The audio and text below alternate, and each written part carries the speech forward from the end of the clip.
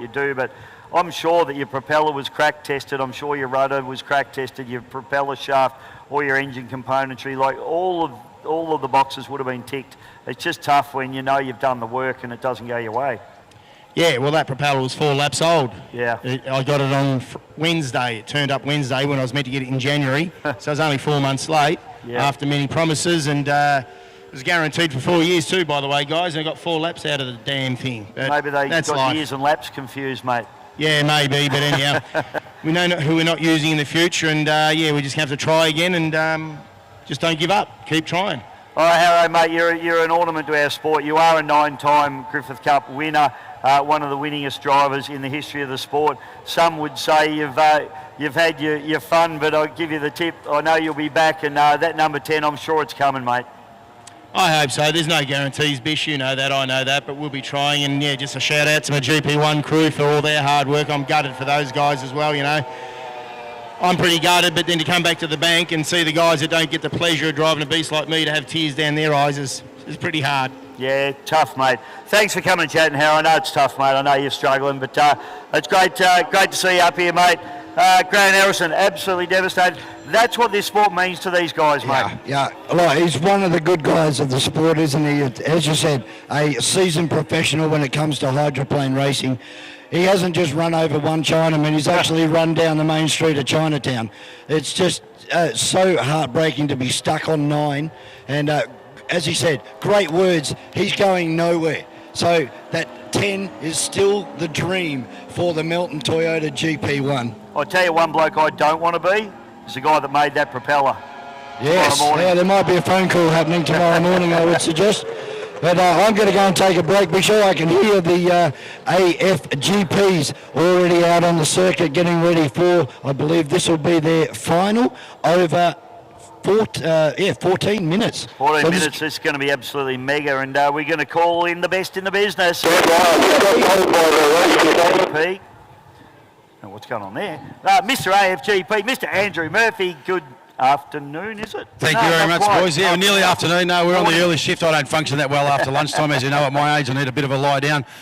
Mate, conditions here, Dave Bishop, absolutely perfect. This is the big throwdown, the last race, the final race of the final round of the Australian Formula GP Powerboat Championships. It has been one hell of a slog. They've travelled over the country far and wide.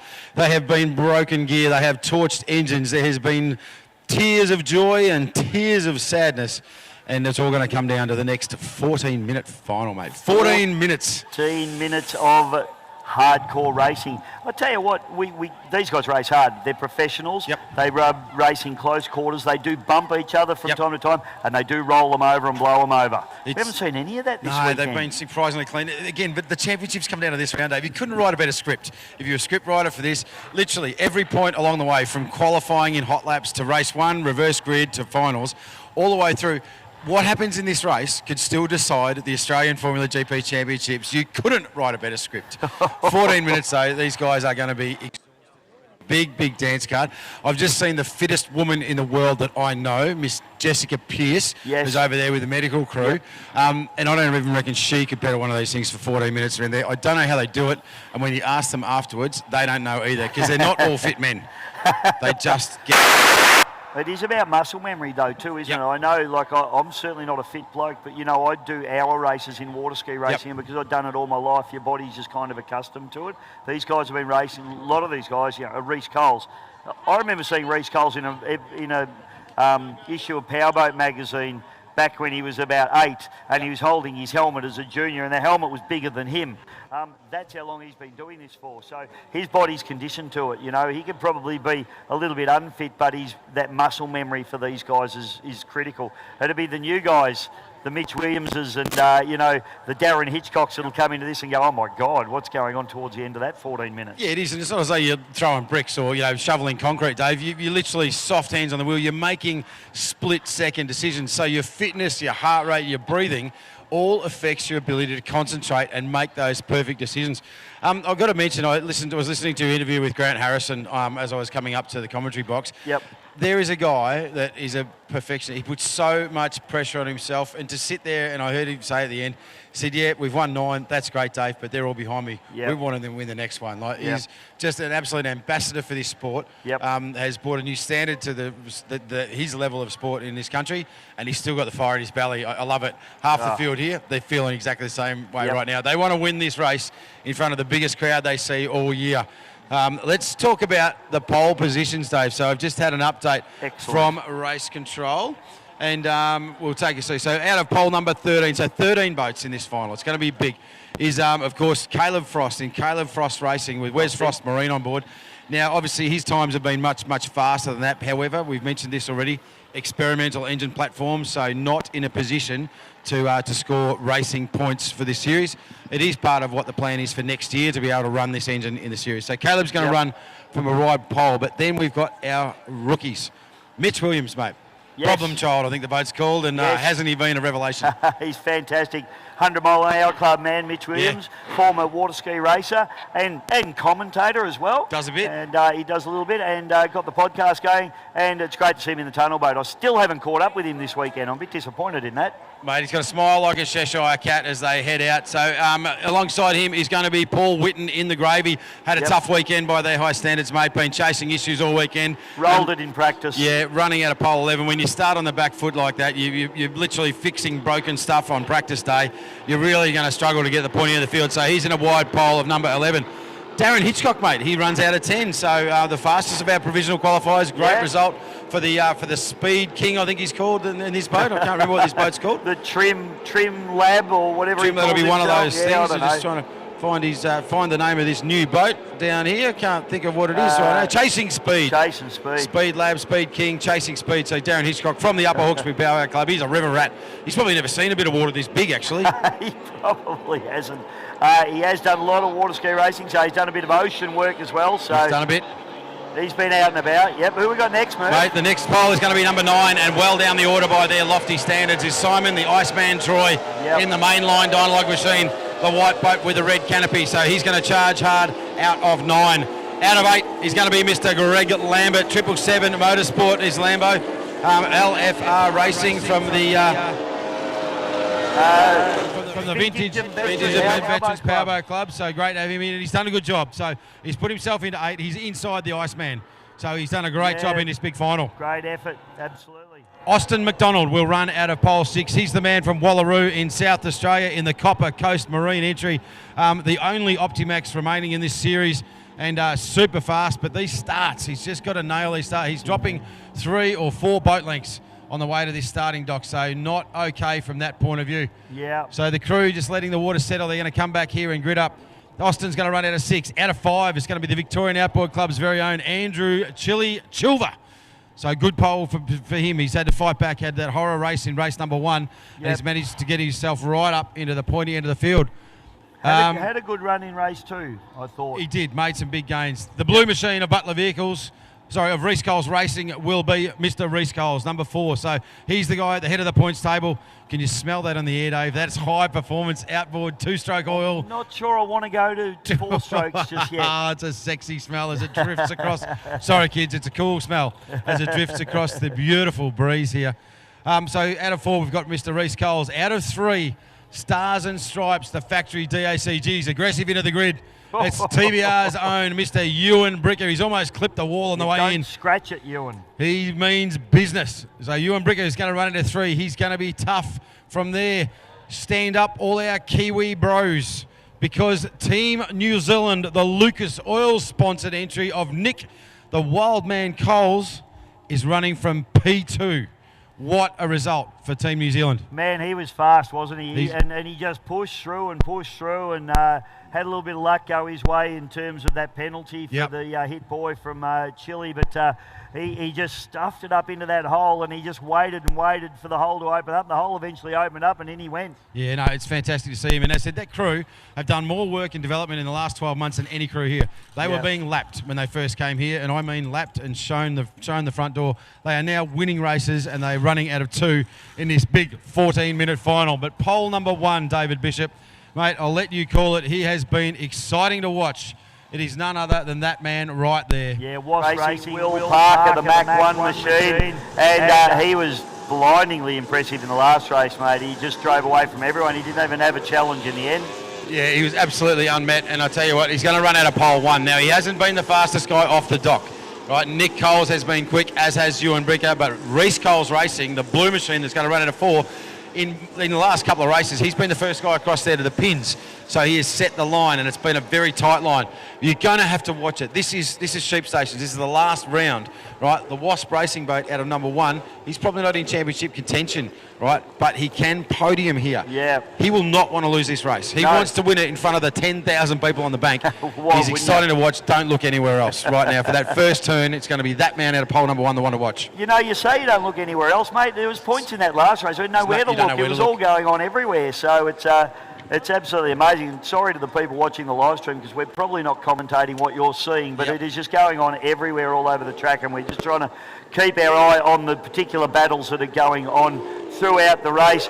Reece Cole's just out in front of me, one of my good mates, and he's an absolute superstar, this kid. And current championship leader. Pressure's on him to just collect enough points to win this championship here. It is. Now, Ewan Bricker, he's got a slight delta, so he needs to sit right on the tail of Ewan Bricker to take this one home, and he's got to make sure that Simon Troy in Mainline Dialogue doesn't get anywhere near the transom of this boat. It is a really good time, Dave, to give a shout-out to the production crew of GP Hydro live streaming. We've got a huge crowd here on the bank. However, I obviously, like you, I get to do a lot of this stuff, and the standard of production here on this pay-per-view system is next level. So to Neil Cullis and Paul, our camera crew, our drone operators, birthday boy, Paul Willow, yep. Mate, unbelievable for them, and of course the business owner and producer downstairs in his cave. He sacrifices something he loves so much, is being out here in the oxygen with us to bring the footage to people from all around the world. Huge amount of positive feedback, so well done to Scott Lambert and all the crew of GP Hydro live streaming that are bringing the sport that we love to all corners of the globe. But mate, look at this lineup. Matt Smith, that beautiful yellow and blue Babba, the SFR Racing Babba. It's an absolutely incredible boat. I'd have to actually nearly pick between that and TBR as my picks for Show and Shine. Show and Shine, best. Yep. So, no doubt about it. And when this boat first came across from Europe, came across from England, Matt Smithy's boat, you would never pick it, Dave. It was knocked up. It was rough and untidy. He threw an engine on it. He'd had it for about a week. He'd never actually driven the thing, and then brought it to its first race. Right? And they're just falling in love with each other. If conditions were choppy here, right, that boat come into its own. Right, This is drag race water, and we should talk about that a little bit. We don't get too scientific, but the specific gravity of the water here, Dave, the amount of salt, the amount of solid in it. There's a lot of clay suspended in Murray River water, so the water is actually quite hard. So the propellers can get a lot of grip and provide a lot of buoyancy. That's why a lot of drivers will say this is a really tough track. You've got these concrete walls. It's physically a very hard track to drive a boat in. This little wind ripple we've got right now, that's aeration. This is about as fast as you're going to see these boats go in this horsepower category. We're going to look at speeds of top speeds in this race, about 112 to 115 mile an hour on this short track they've set. Yep. And their maximum velocity, according to the drivers, is on the entry to turn 3 in the back. So when the action starts, it's going to get hot. To the right-hand side, you'll see those two boys, the purple and the black boys sitting next to each other. That is turn number 1. It's a two-boy turn. It's a 90-degree left-hander at the end of this big front straightaway. They then have the long sweeping straight down into turn number 2, the big orange can out the back. They then sweep around, and do they hold tight? Do they drift? We've seen all lines through here, and it depends how much traffic. This is a tight, fast circuit, Dave, and we are moments away from start. So all eyes peeled out there on Rescue 1. It's not a sprint race, is it, Murph? You really need to be tactical. You've got to get through the first turn. That's priority number 1, get through that first turn without any incidents.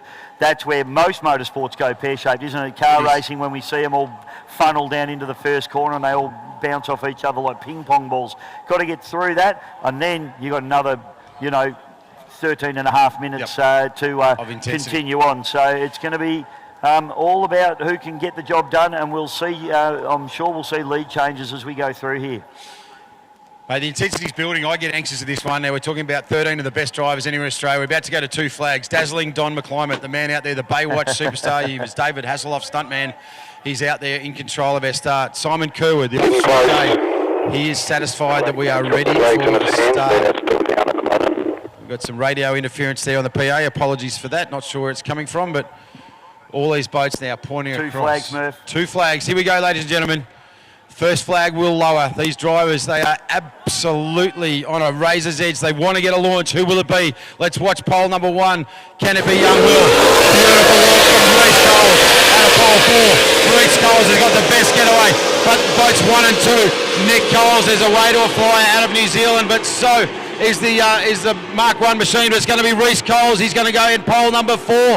He's going to make that turn first, but Ewan Bricker's got up inside him as well. They are 4 wide and through clean. The Kiwi, he's barreled back, Pisho. He's lost 3 spots, Nick Coles. Yeah, Nick Coles, that was a slow turn for him. He had to really get out of it and hold that pole position, but the rest of the field is away hard and fast. Nick finds himself way back in all that spray and wash, and it is Will Parker and Reece Coles out in front. Back to Ewan Bricker, then Nick Coles, and then Simon Troy on the outside of them, and the rest of the field funnels through, Murph.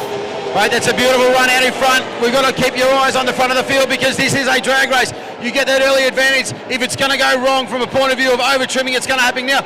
Reece Coles, the blue boat, has pace on Wasp Racing. He sets a tight line around the inside, so he's got a little bit of control now. But can Will Parker get the advantage? Look at the trim angle as he comes out on the exit to turn number 3 into the straightaway. Reece Coles holds him tight. That's an aggressive move. He's only got 1 more boat length. Bisho, he can come across and shut the door into turn number 1. Keep your eyes peeled. Reece Coles knows that he's got a little bit of a break here, and he'll have absolutely no holds barred, and he runs right in hard on the pins and goes to 1. Will Parker now has to drop to the outside. We got Bricker there, back to Nick Coles as well, and Simon Troy in that battle pack as well. Murph, this is absolutely going off here. Keep your eyes on Simon Troy. This is the mainline Dynalog machine sitting in 5th right now. Watch the action in turn number 2. They are 3 deep going in there. The white boat with the red canopy is on the charge. That is Simon, the Iceman Troy. He's got some pace. He's got the Kiwi and Lucas Oz to his outside. How much room's going to get left? It's going to be tight, Bishop. He slots the needle on the inside. It's a drag race into the straight. Watch this battle now for 3rd and 4th. Nick Coles and Simon Troy there having an absolute ding-dong at the moment as Reece Coles drives away with the moment. Andrew Chilver doing a great job there. And then the LFR Wes Frost Marine. Then we got Andrew Chilver, the Gravy Machine. Darren Hitchcock and Mitch Williams. All right, in the top of turn number 2 now, we're side by side again. This is for 5th and 6th. Andrew Chilver and Copper Coast Marine. Austin McDonald running a wider line. Chili sitting to the inside as they exit now turn number 3 into this front straight. Austin McDonald almost blows over. He's too high on the trim. The boat almost taking off, has to hit the trim button. And Chilver says, I'll take it back. Look at the battle here. They are side by side into turn 1. Chilver to the inside, McDonald to the outside now. Austin McDonald and Chili Chilver's having a fantastic battle there, mate, as they go through. And a good battle between the 2 ski racers here at the back of the pack. You've got Darren Hitchcock and Mitch Williams just trying to come around the outside of him as Reece Coles is about to get into some traffic now. All right, so your race leader past the checkered boy. Reece Coles. Out of 2 is Wasp Racing. And out of 3, Ewan Bricker. So he started from a wider pole. He's settled into a nice spot now. That's the Stars and Stripes machine, boat number 1. 4, Simon the Iceman Troy in mainline Dynalog. 5, New Zealand sensation Nick Coles. And the battle for 6th and 7th right now going the way of Copper Coast Marine, Austin McDonald. But Andrew Chilver sitting to his inside. He's made that spot back, Dave.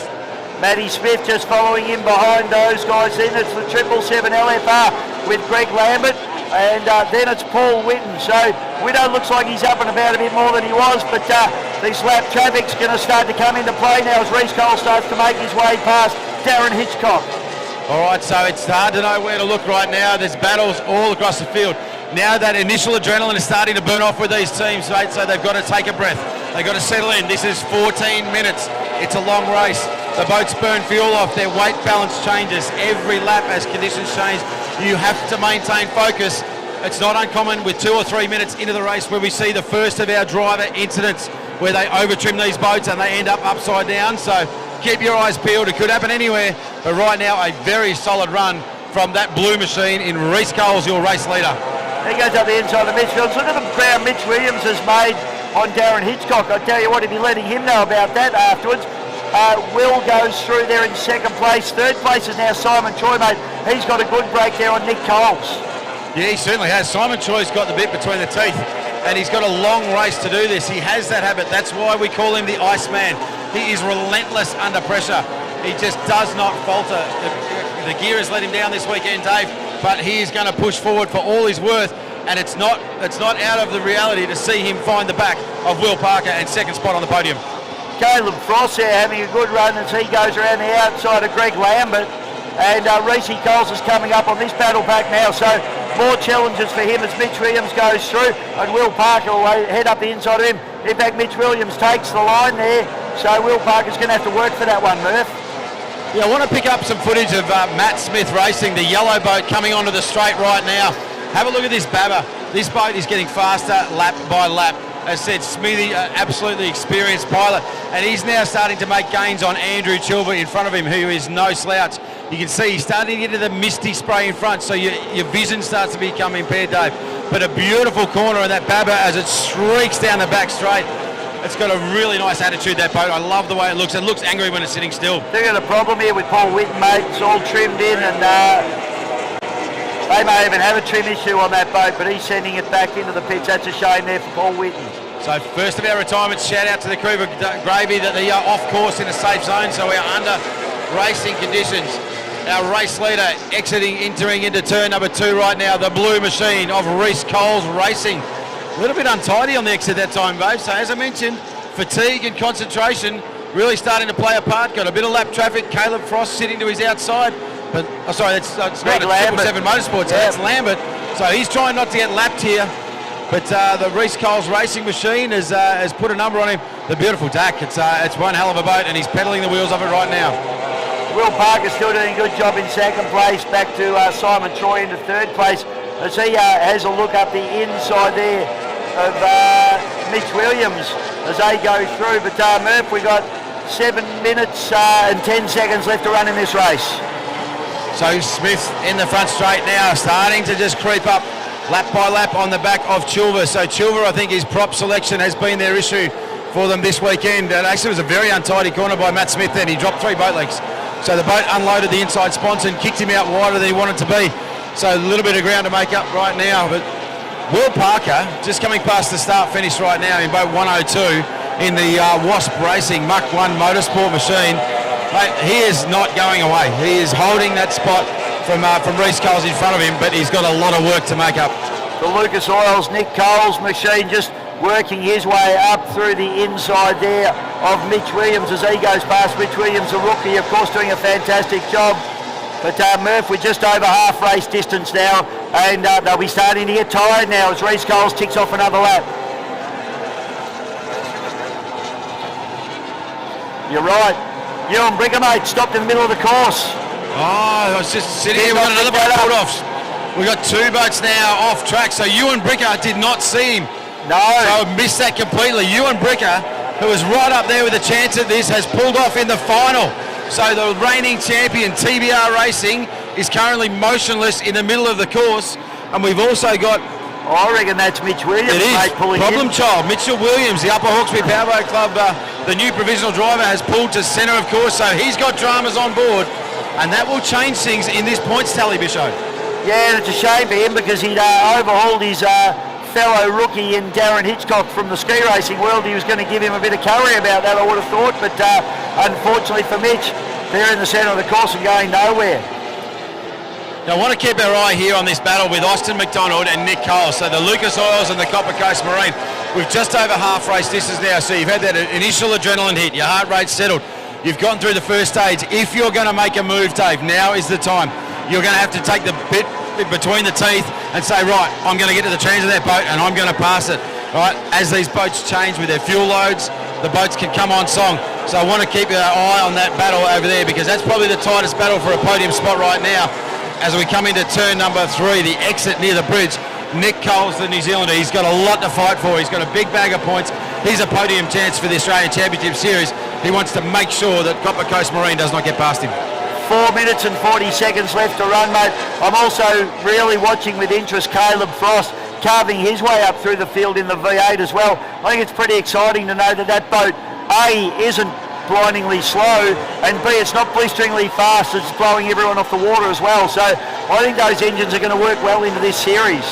They certainly are, and for a prototype in development, considering that for more than 30 years that these 2.5s have been developed. This thing's out of the box new. Yeah. It's got a massive amount of potential. Did you see Will Parker right then? Will Parker lifted the inside sponson onto the straight, so that is getting a little bit loose and a little bit fast, Jimmy Bobby. I mentioned that. Your concentration, it has to be perfect. You cannot for one split second, because you will get it wrong. You'll be upside down and cost yourselves a chance at the Australian Championships. I tell you what, it is all going on out here in Lake Mulwala as we watch Andrew Chilva go past in the Chillax machine, boat 34. He's running the wide line, and now Reece Coles coming up through more traffic. It's as much about negotiating traffic once these races wear on as anything else, isn't it? Yeah, spot on. And I can't talk enough about the engineering behind the preparation for these motors. They are old technology, the Mercury 2.5 litre V6 engine. So these things are on their rev limiter pretty much the whole lap around. So to build an engine that you can do this to, do that in your car on the way home. Just put it on the rev limiter and see how far. You won't even make it the Bundalong, Dave.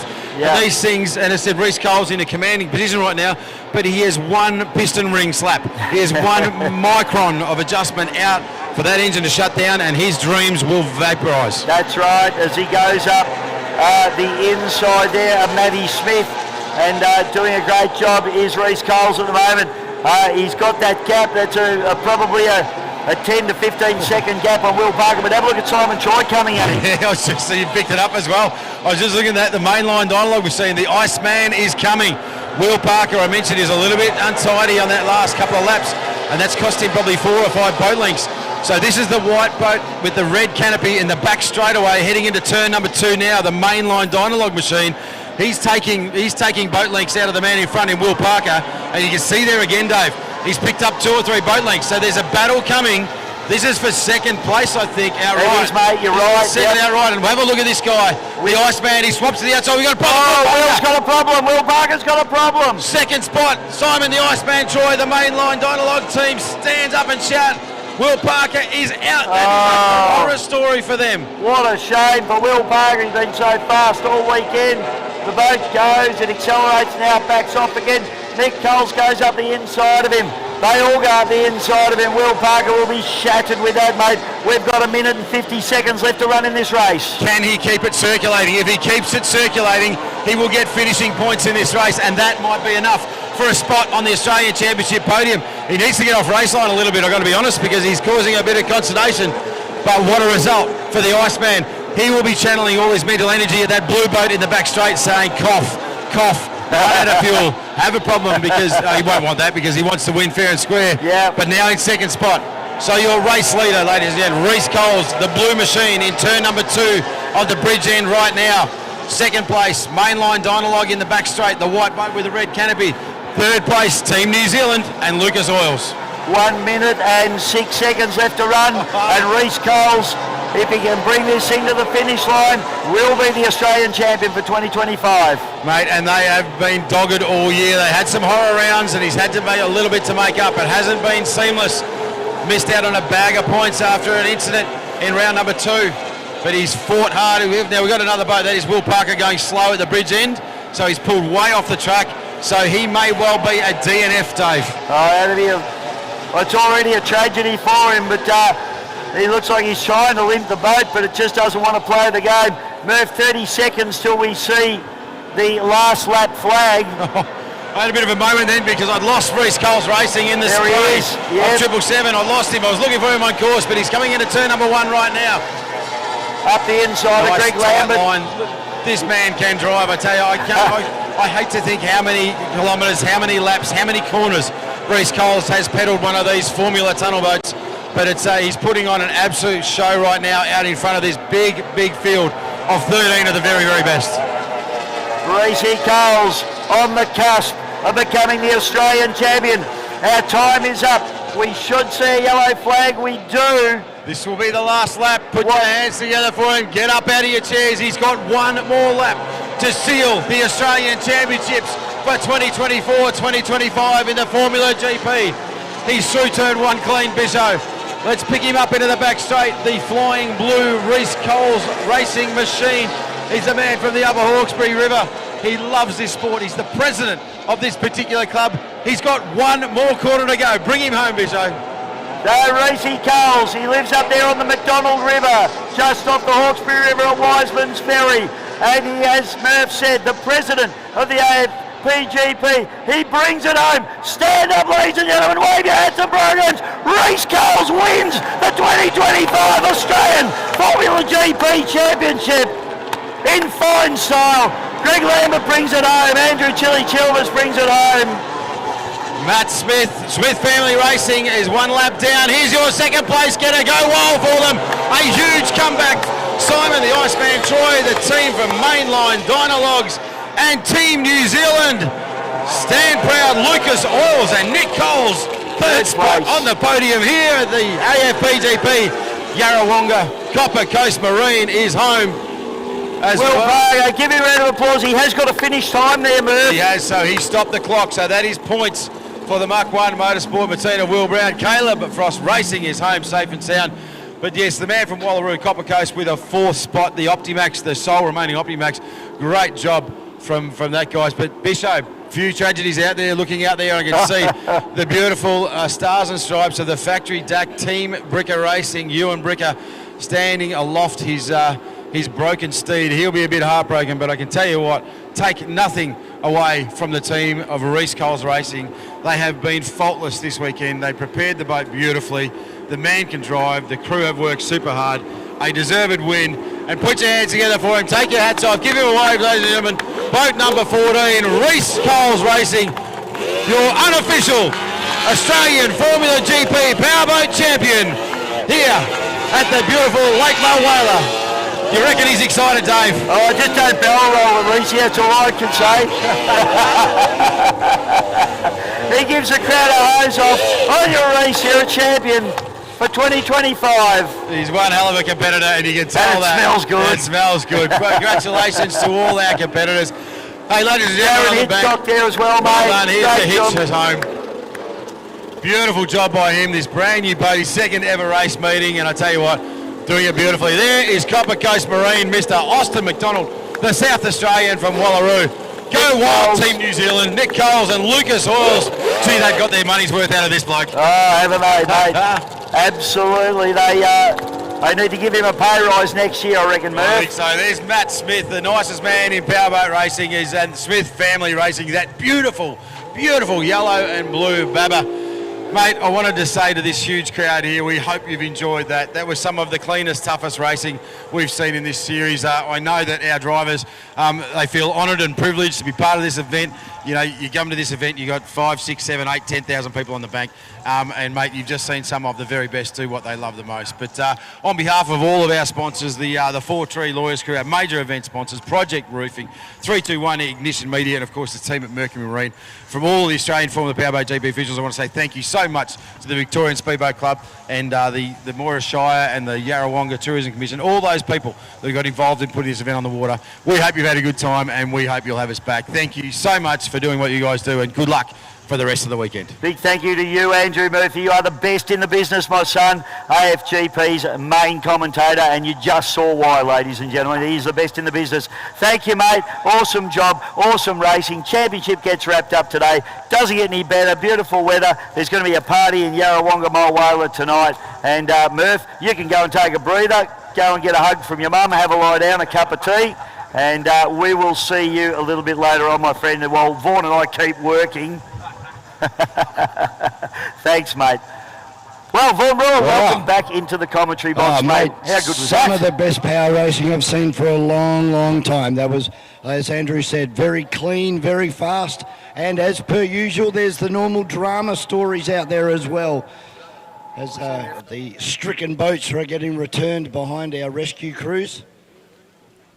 But how good does that Bricker family boat look, coming in with the stars and stripes? Ewan Bricker, best presented in the AFGP boats by far. I tell you what, you've got to give it up for this young bloke out here, Mitch Williams. His first race here this weekend, he was doing an awesome job. Unfortunately, mate, a mechanical failure. But I tell you what, you had Hitch there for a while, so you can let him know about that when you get back to the bank. But unfortunately for Mitch in his first race, getting towed back in, but the boat looked fantastic when he was going around. Unfortunately there, as you said, mate, for you and Bricker, that's devastation for those guys. They didn't come here to come second, they didn't come here to come last, they came here to win this championship, and unfortunately that number one's going to get peeled off that boat and slapped onto Reece Cole's boat for next season. That just means the Bricker team will be back next year to try and get it. And Murph, you need to stick around, mate, because you don't forget about your F4s. Mate, how could I forget about the F4s? I did get too excited, though, because my mum was calling me and I got too excited. But no, I do have a job to do, because this is these are the Reece Coles of tomorrow. This is one of my favourite categories, the formula for these hard-charging young men and women that compete in this category and have competed all around the world. Actually, a couple of names to just name drop here. The beautiful Louise Valla, who has competed internationally and flown the Australian flag high, and also Bryony Pugsley. Also won a lot of stuff overseas. So they took their Aussie flag race suits, jumped into F4s all around the world and towed up their opposition, and this is a cracking category. Four of the very best here, so we'll wait for our grid positions in the final. But the championship run is coming down to a very, very tight race, Bisho, between Mr. Tyler Gilligan of Epic Racing and Lockie Bride of the Phantom. So these two boys, it's really going to come down to the wire as to who takes out the championship on this last race. But they had an absolute ding-dong in the previous race, mate, which is... I've no reason to believe that the same won't happen. This one is for 9 minutes, Murph. Yeah, it certainly is, the 9-minute final. So, again, points through all of the races this weekend are going to result in what their starting grids are. So, great time to shout out to our hard-working crews on the water out there. I think there might be John Thomas out there on the rescue diver. G'day, JT, on the rescue jet ski, and all of our crews. Apologies for that feedback. Not sure where that's coming from. We're... haven't changed anything up here in the commentary box.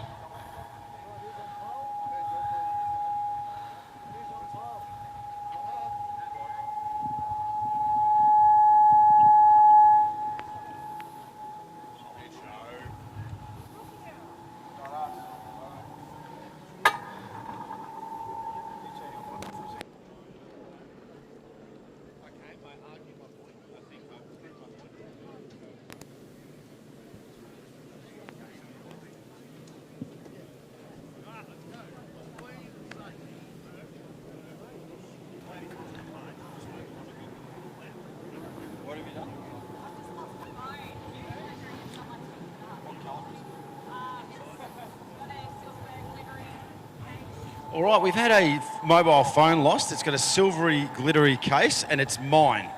And it's pink, and it's got a silvery, glittery case. So we've had a mobile phone lost. So can everyone have a quick look around? Or if you have picked one up, can we ask you to bring it down to Race Control, which is the superboat truck near the park. So if you're sitting there looking at the water, turn right and walk towards the water, because we've got a young lady down here who's in desperate need of a phone because she cannot update her social media and tell everyone what an awesome day she's having. So is it an iPhone or an Android? Android. What? You look too smart for an iPhone. All right, so have a quick look around you if you can, ladies and gentlemen, because looking for a mobile phone, it's got a glittery case, and if you do find it, there's a young lady up here that will love you forever if you bring it up to the main Race Control truck, which is the Superboat Offshore Championship truck. You'll see it right next to the park.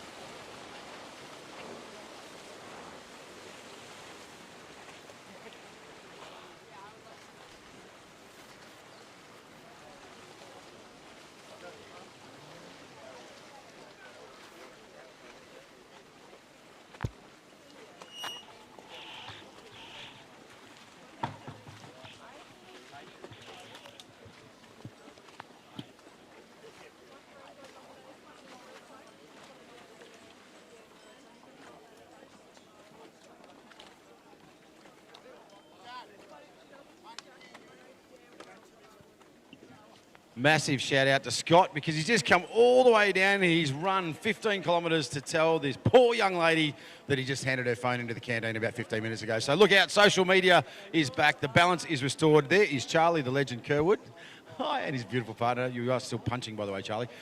F4 Championship about to get underway. The final race of the Australian Championship Series, and out of pole number 1, we had a couple of technical difficulties. I think we can get him back Test on one, air. 2. Am I back on, You Murph? are back on I'm air back. and sounding as beautiful as ever is Mr. David Bishop. Pole 1, Bishop is going to none other than Epic Racing. Mr. Tyler Gilligan, mate, the Yarrawonga 4x4 sponsored kid.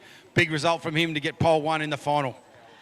Yes, I just saw his sister down there, Ella. She was floating around, just making sure he's going to drive properly, Murph. So This is one all hell of these a- boys, here we go, mate. We're about to... All right, we're at 2 flags. Out of pole 1 is going to be Epic Racing. Pole 2, Bud Light. 1 flag goes down. 3 is Phantom. 4, go RV Marine. Let's watch them launch. Wait for that flag drop. Bang, we're away. Good start out wide by Go RV Marine. So well done, Jacko, second. But I tell you, Tyler Gilligan, the little Mulgard, is off to a flyer. So he's got pole number 1. He gets a straight line to that turn, boy, but it also tightens up the corner for him. He's got the tightest corner to make, so he starts to push a little bit wide. You can see the pinch coming. So in the middle there is Bud Light. Out third is Phantom, but it's going to be Yarrawonga 4x4. Tyler Gilligan, Epic Racing, leads them into turn number 1, Dave. Oh, big spin out there for the Bud Light. That's Jack Meads. Did So, not need that at all. Well done by the chasing drivers to avoid him. Sorry about the shout. I got too excited. Good mate of mine is young Jack, but I tell you what, Tyler Gilligan did what he needed to do, but there's a challenge already. The green and white machine on the inside of Lockie Bride. He means business. yeah, look at Tyler Gilligan running that wide line. I don't know, that's opened the door up there for Tyler, but let's see what they do up into turn number 2 here, mate, as he comes right across and picks up pole number 1. Have we lost a turn boy up there, mate? As it looks a bit small. It looks like there's a bit of movement there, but I tell you what, so Ty Gilligan opening up this exit to turn number 3, but it has meant that he's come across. Now, 3 boat lengths is all you need to come across and take the line of the boat in front of you. So he had the rights to that corner. So you could see he forced the Phantom of Lockie Bride to go out wide and around him. So a bit of tactics there. It is a dangerous game you play when you start to give up your inside line. However, he knows his boat. He knows the fastest time for him around here. And again, he runs a little bit wider line. However, he had a little bit of bobble on the exit there, Bishop, and that's given the Phantom a chance. Yeah, it's interesting, that wide line, because he needs to be a bit careful. He's, oh, yep, there you go. So he comes back into pole. Lockie Bride just has to drop to the outside again. So Lockie Bride's now thinking about the inside again as he gets pushed wide. So this is very tactical cat and mouse stuff at the moment, Murph. In the meantime, there's a bit of pace being found in Team Go RV Marine. So Secco Racing, Jackson Seckham, he's not going anywhere. And as these two are dogfighting at the front, he is staying well in touch, and Bud Light Racing, so uncharacteristic error from Jack Meads. Oh, I tell you what, Ty Gilligan. What's happened very here? slow exit. He's hooked the inside sponson. Oh. That's going to be enough. Remember, 60 horsepower, standard engine, Mercury Airfire Racing. So he hooked the sponson in. The boat got too much drag, and now he's given up the spot. But you can see Bishop already thinking tactically. He's moved through the spray to the outside. Yes, isn't this interesting now? So he knows that... And you were saying that before, Murph, in that he's having trouble running the tight line. Obviously, that's why we're seeing him running out wide. When he did run the tight line, he had that problem. He bogged down. He couldn't get going. Lockie Bride's just driven on by. He certainly has, and there was a little bit of aggression. We saw the last time through. Lockie Bride actually a little bit indecisive. He got caught, wasn't sure whether to go in, go out, and so probably cost himself a bit of a lap time. If it wasn't for that uncharacteristic error from Epic Racing, Tyler Gilligan, he opened the door for him, let him through.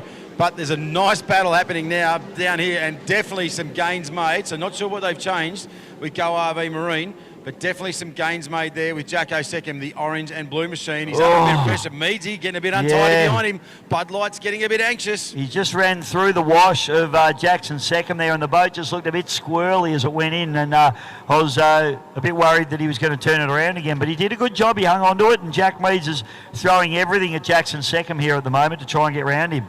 He is. I can see Glenn, the Professor Seckham, on the cans for Jacko down there. So he's giving a bit of a heads up, inside, outside, make the boat wide, block it. But right now he wants to be running his own line. So a bit of tactics there. So he's taken a nice intermediate line, which has probably forced Bud Light Racing further out than they want to be. Just keep your eyes peeled on the Yarrawonga 4x4 sponsor. This rig here, I wouldn't be surprised if they haven't got a bit of a trim issue there in the speed response of his trim, because the boat is a little bit slow to lift its nose. Watch him into turn number 1, the white machine now. So gets the boat settled nicely, but watch how long it takes the bow to come up. See there, it's a little bit slow. Now, these boats running 24-volt up trim to try and increase the response time, so that might be why we saw that little bit of a glitch before, but look at the battle for third. That's a hell of a one to pick up in the spray. Absolutely, only a boat length in at the Seckham Meads combination here of the battle going on. Looks like Meadsy may have a mile an hour or two in a straight line. There is not even that, mate, maybe half a mile an hour, but definitely drives up alongside Jackson second there. So Jackson's going to have to try and play the game here and see if he can run some good tactics on him. He has, and he carries him a little bit wide, which he's allowed to do. So nice. So that opens up the exit of this corner. But if Meadsy in the Bud Light machine can just get up on his shoulder, he gets a chance to set the corner, and he has there. Look at that. Oh, so he's forced Jacko to go tighter than potentially he wanted, and look what it's going to translate to. Oh, settle it, son. The Bud Light machine is on the verge of taking flight and going over. I can see Father David Meads down there, nose down to try and settle this boat. He's made the move and nearly binned it. Wow, that was a really good corner there by Jack Meads. He left a lane, but he only left a lane, and that's all you've got to do. You don't have to donate extra, that's for sure. So, and got the job done on Jackson second, and now he's pulling away quite comfortably. So we got two breakaways here now in Lockie Bride, who's leading this event at the moment. He needs to keep it tidy. You've got 3 minutes and 48 seconds left to run in this race, Murph. Yeah, I promised Darren Bride, the father and the one of the team principals of the Bride family racing, that I would not talk about any of the gremlins that they've had in this series because he tells me that they have found all the gremlins. I'm looking at Mum down there on the bank. She's got her fingers crossed. She's got the whole lot crossed down there because her son right now, Lockie Bride, the driver of the Phantom, is in a position, Dave, to take out the Australian Formula 4 Championships with a win in this race. So Lockie Bride just needs to keep it tight. He's got a very good break on the rest of the field. He's got 3 minutes and 16 seconds left to get it done, plus one lap. Lockie's looking very, very good. This is what we spoke about earlier on, Murph, in that now you need to put your head down and just concentrate on every corner. The entry, the exit, the trim angle, the acceleration out of it. Don't over-trim the boat down the straights. You don't need to. There's no need to be silly about this now. You've got a massive break on second place, but you also can't be slow because you don't want him making too much ground on you. And it's also an interesting thing because when you're pushing, you obviously you drive these boats as a race boat. They're not there to cruise, so you do very little time at cruising speed. So if you back off too much, you can become complacent and the boat goes in. And we saw that in turn number one. We saw boats, not they were complacent, but what can go wrong? They dig that inside sponsor, and we were lucky we didn't have a boat upside down on 2 occasions here today. That when they dive in, they drive themselves under the water. And both of these boats in these front, first and second positions have done that before in this series. That'll be playing on their mind right now. They're tricky little boats to drive, Murph. They certainly are, and that's why they're such an incredible category globally, because this is exactly the same thing as racing a Formula 1 boat. You are limited on horsepower, but you've got to use the soft hands, the finesse. Now, understand, these are 16 and 17-year-old brains out there. Yeah. They are on their own. They're making their own decisions, and they are doing it absolutely beautifully. Oh, right now. you look at Jack Meads, the maturity of him when he came in. He knew that he had Jackson second on the inside. He knew he had to leave him alone, but he also knew he had to keep him really tight. And he just pulled off a beautiful move there. It was a real maturity out of Jack Meads, and fantastic effort because, he's got to have something going for him with that dirty mustache he's trying to run. Yeah, but he's got a very attractive girlfriend, and hopefully she won't be around long. She realised she could do way better than him. Surely she can do better than that. His brother's probably going to be a better driver anyway. But credit to the young kid. He's a stand-up young guy. Does a lot of work around the Victorian Outboard Club. And one of the juniors coming through. Actually, every single driver on the water right now has come up through the junior program. We saw them race this morning, the J1, J2, J3, the Australian APBA Formula Future program. Every one of these drivers has come through that system, and it's a testament to the standard of drivers that are producers. Well, you and I have been fortunate enough to watch all four of these guys come up as little kids up through the ranks in junior boats and see them come and do what they've done. Now, there's a minute left to run here, mate, so we're probably going to see a yellow flag after this one. We'll keep an eye on that one. Not sure what exact lap times these guys are running. I haven't got any lap timing running up here, but probably over a minute, I would suggest. Yeah, Ty Gilligan, the boat number 23, Yarrawonga 4x4 MSC signs, and of course the DTG. Dave Green, big supporter of a lot of the people in this series, so he's got to just sit in there because he's obviously on here. This championship battle between him and the man out in front in Phantom in Lockie Bride has been on all year. They're both good friends off the water, but on the water, this is Australian Championship stuff. They want to win it. This is a huge team sport, Dave. The commitment by the teams and the families. You travel all across the country. There's minimum 3 races every weekend, plus qualifying. So it's a massive commitment to keep these things right at the point end of the field. There we go, mate. Yellow flag for M1 traffic, and Lockie Bride is going to come through, and this could be an Australian championship for him. He's got 1 lap to go. He needs to concentrate now. His dad probably needs to stop talking to him. Just put your head down and get it done.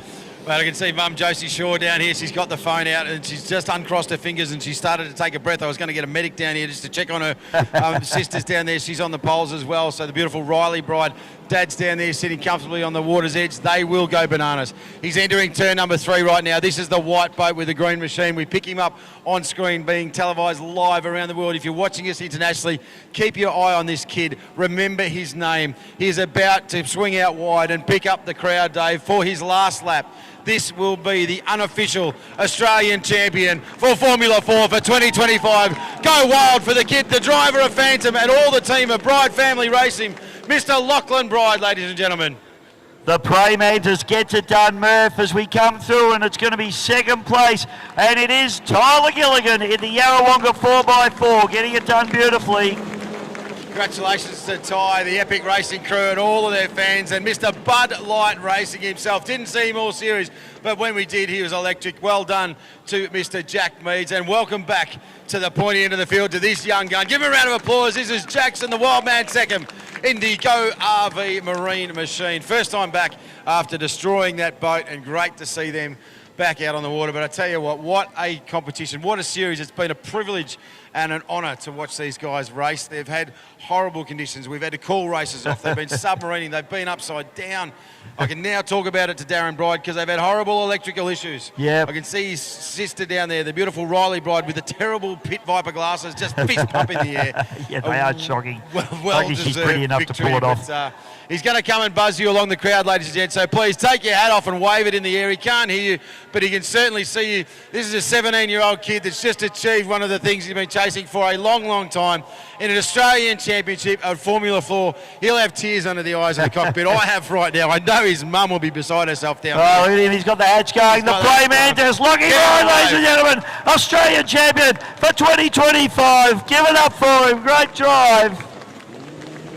Great series.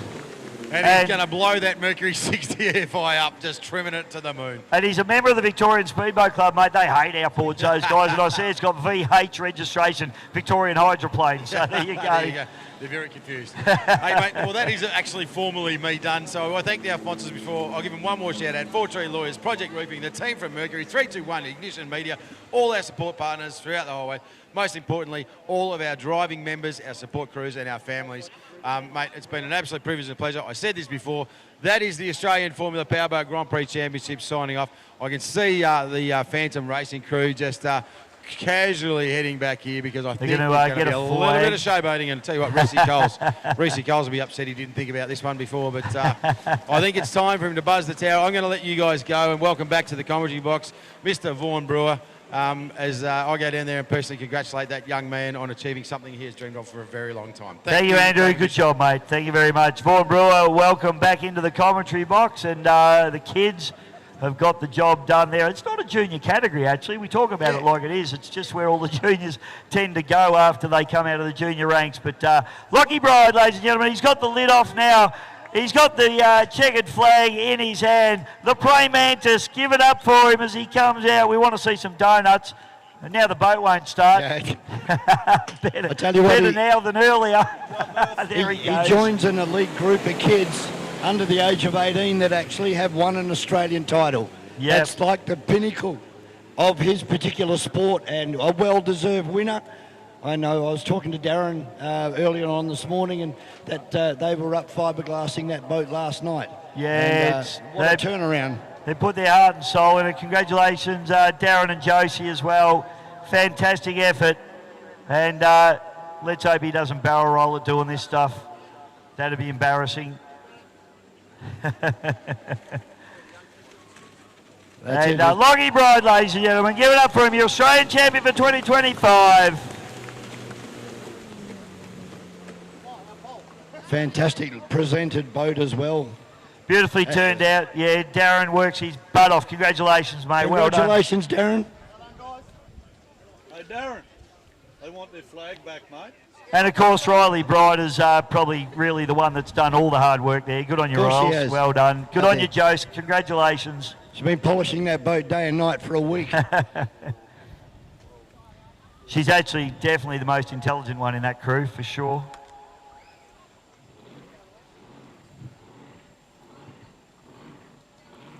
All right, well, Vaughan Brewer, welcome back into commentary, and we've still got plenty of racing to come your way we here this certainly afternoon. have. And according to our program, it should be heat number 1, brought to you by XL Grey Bruni for the Les Spears for 2025. This one got a hydroplane firing up. It's Warlord. Oh, how good is it if Troy Marlin can get Warlord back and reliable, ready for a race this afternoon?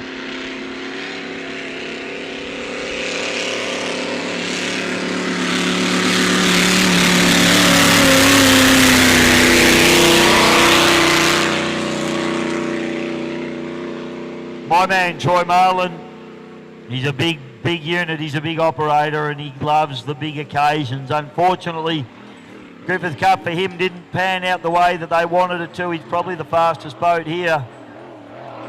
But unfortunately, as we've said before, in Griffith Cup racing, anything can happen, Vaughan Brewer, and it did. So a bit of a shakedown here at the moment for Warlord. The Troy Marlin down from the Gold Coast, and the local boat that lives here not far from Yarrawonga. So looks like the boys trying to get a data read on what is happening with Warlord, because he'll be going after the Anzac Day Trophy coming up very, very soon for unlimited hydroplanes, unlimited displacement. There's a bit of everything about to come your way, and of course Lucas Oil out there with Nick Coles, one of the tunnel boats, going to have a crack at the Anzac Day Cup. I'm pretty excited to see a tunnel go out with these boys. Nick Coles, he's hard and fast. He's a Kiwi. They're all a bit crazy, the Kiwis. Very interesting day, because we saw the big holes that were developing in the water yesterday caused by these hydroplanes, and you've got a tunnel, a very lightweight.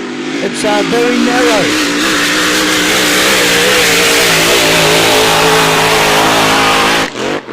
So how do you see that panning out for a tunnel boat against the hydroplanes on some lumpy water? Well, look, he doesn't have anywhere near that speed, obviously. About 115 miles an hour is tops for the tunnel boat. This boat running up around 170 miles an hour.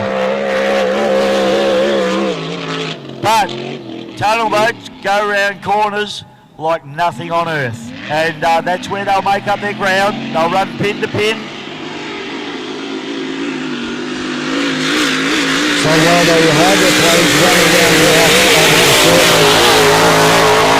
obviously the tunnel boat try and hug the pins, turn like it's on rails, up to 4 Gs to they pull in a tunnel boat. While this thing out on the water at the moment produces massive amounts of horsepower. It's a big boat, it's a heavy boat. Whoa, just about blew over there. That was very close to a blowover there for Troy Marlin.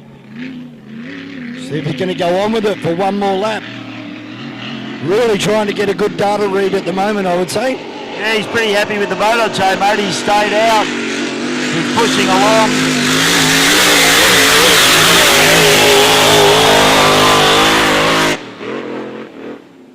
It's a great view from behind. You can really see the sponsons moving up and down, left and right.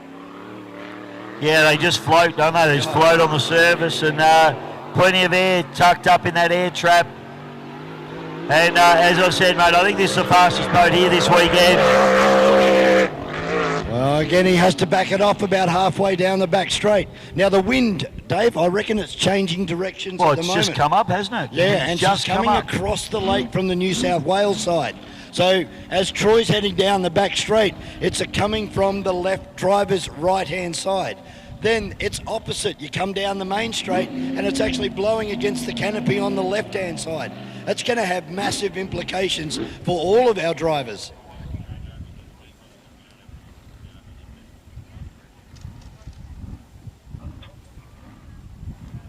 But that is awesome to see that Troy Marlin and the Warlord team have been able to get that boat around, because we were told this morning that they were out but they've obviously found what their issue was and have fixed it.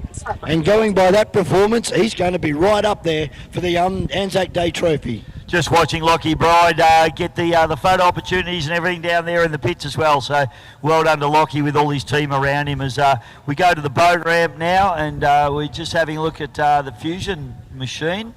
And like, well, who we got? Young Hayden Chester down there, I think, is doing the job. Is that right, Scott? Okay, so Hayden doing a fantastic job. Hayden, of course, from the team of Fury, but also with their fantastic podcast, mate. Yep. Was it the Horsepower Garage? Something like that. Well, they call it. I've lost their sticker.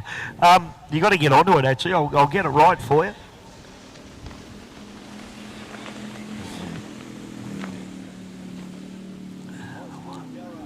Yep, it's High Speed Garage. Thanks, Scott. High Speed Garage.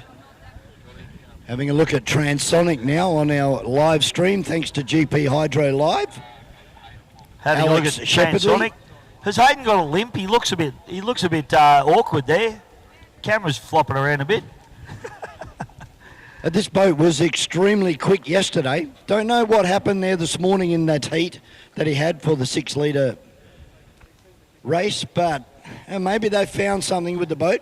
This is the pit area here, Vaughan. So for the people watching at home, we're just Hayden Chester just walking through the pit area. It is a magnificent pit area. We actually have 2 pit areas here at Yarrawonga. We have the hydro pit, what we call the hydro pit, which has a dry and a wet pit area.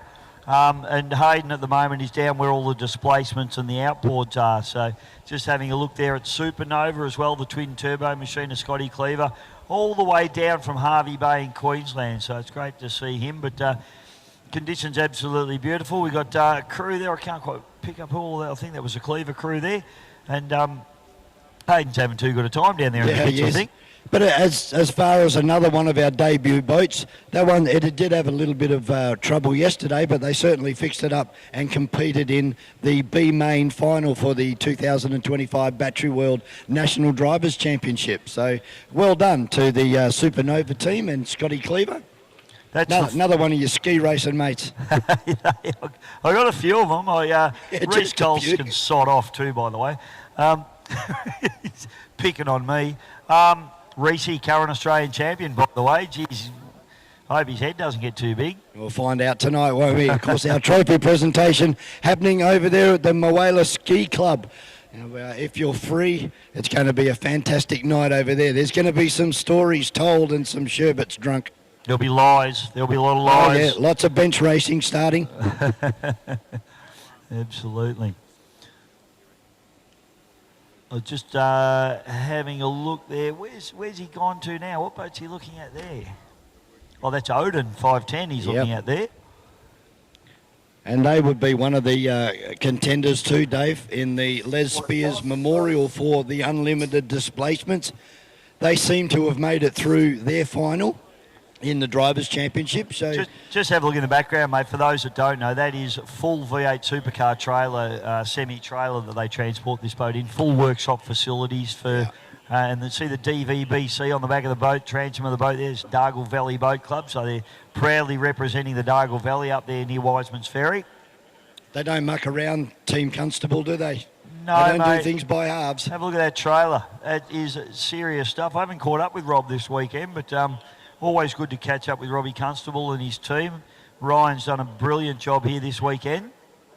And they've also gathered a lot of big points towards the National Drivers' Championship with that boat. So they'll be certainly right up there in the championship. The boat they were looking at before that was Kraken, Michael Phillips as well. So you can see the whole team there. Just having a look at...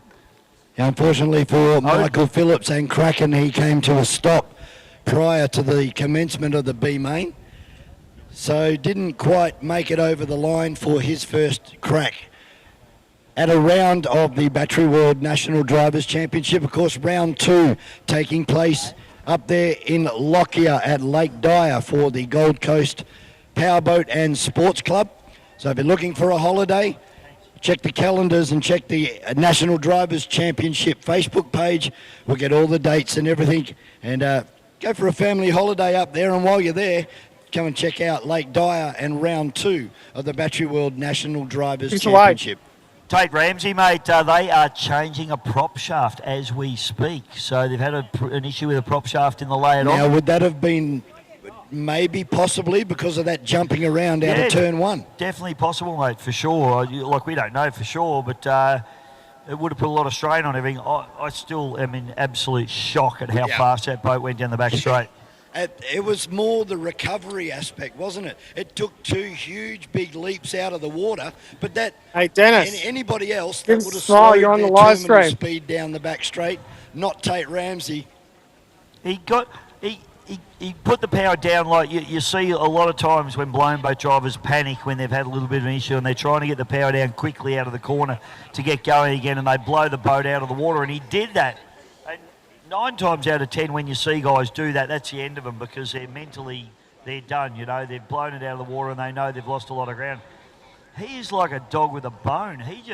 There was just no, I'm not losing this race. Like, it was just, he got the thing settled back down again, and then he had 20 mile an hour on Immortal as he went past him. It was just phenomenal. So, because... you know, you blow the boat out of the water like that twice within 10 or 15 metres, you know, anybody else would go, oh, well, that's game over, and just lay down and take it. Yep. Not Tate Ramsey. He's just the he's not that guy. Professional. No, he's not that guy. No, he's not, and he's definitely got some ranger in him, so there's definitely some determination about the guy, but I love him. I love the way he goes about it. I love the way he is as a human being. He's just a nice bloke, and but you know, when he pulls that helmet on, the little horns come out, and he's not such a nice bloke then. Yeah. He wants to kill everybody, and he does. We haven't been able to catch up with Mark Gauci over the break, but he was another one that tried to take it up there to Tate. He did for 2 laps, but then the lay-it-on team just drove away from Mark Gauci, and to do that, that's something special in itself, because that's got a Brett Nedry motor in it. It's 560 cubic inch, a massive big PSI supercharger on it. And so that's no easy task to drive away from the Lucas Oil Immortal. The Gouch is as good as anyone on any given day, mate. So we're just watching images come through at the moment for the people watching the live stream. Ramsey Racing, also you can see their Pantech in the background. They run the semi-trailer as well. They are absolutely, there is heads down and bums up all over that boat, changing that prop shaft. There's about 27 people on the job there, so they'll get it done nice and quick, but not exactly what they want before a Les Spears, that's for sure. Well, if you look over to the eastern skies at the moment, you will see that there is some poor person up there with Matt Hall having a joyride at the moment. And that's another one of the things that is available through the Matt Hall Red Bull Air Race team. And as we were talking about yesterday, Bisho, our senior cameraman over here, Neil Cameron, he went for a ride and has never been the same since. Yeah, that was him 2 years ago. And, Neil used to be 6 foot tall before he got in a plane with Matt Hall.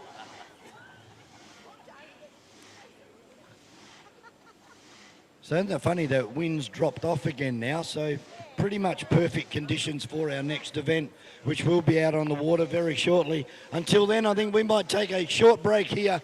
Great time to go and grab some lunch, go and check out all of the food and beverage vendors all the way along this beautiful Lake Mawela foreshore. Don't forget the canteen right up here at this end at the commentary point, but dotted all the way down the pathway. There's lots of merch shops. There's a bit of everything here for you at the Yarrawonga Speedboat and Fair for 2025. Dave Bishop and Vaughan Brewer here with you in commentary, joining you on the GP Hydro live stream today. Hope you guys are enjoying all of the footage. Lots more to come this afternoon. Stick around, back very, very soon.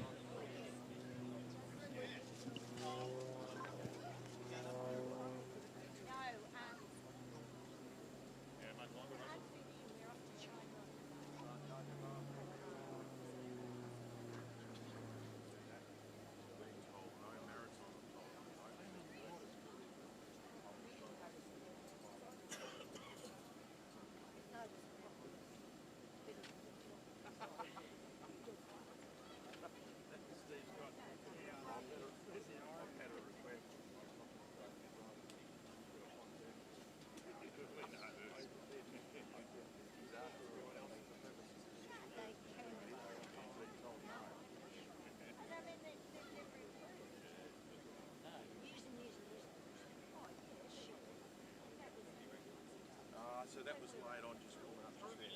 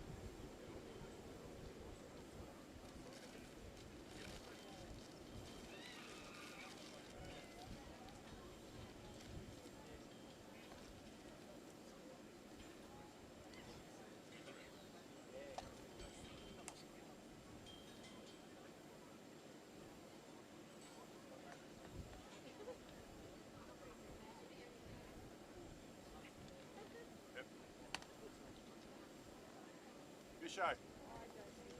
Fisho. On the ramp.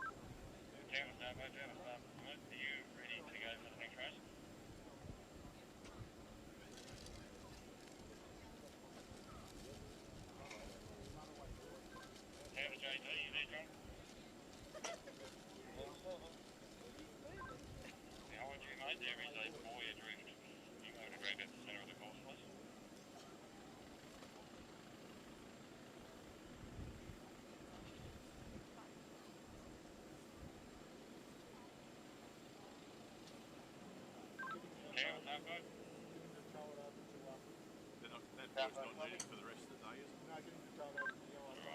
We're just moving it oil the course. 1, 2, test. Yep. Just make sure you're ready for the lesbians. Thanks, mate.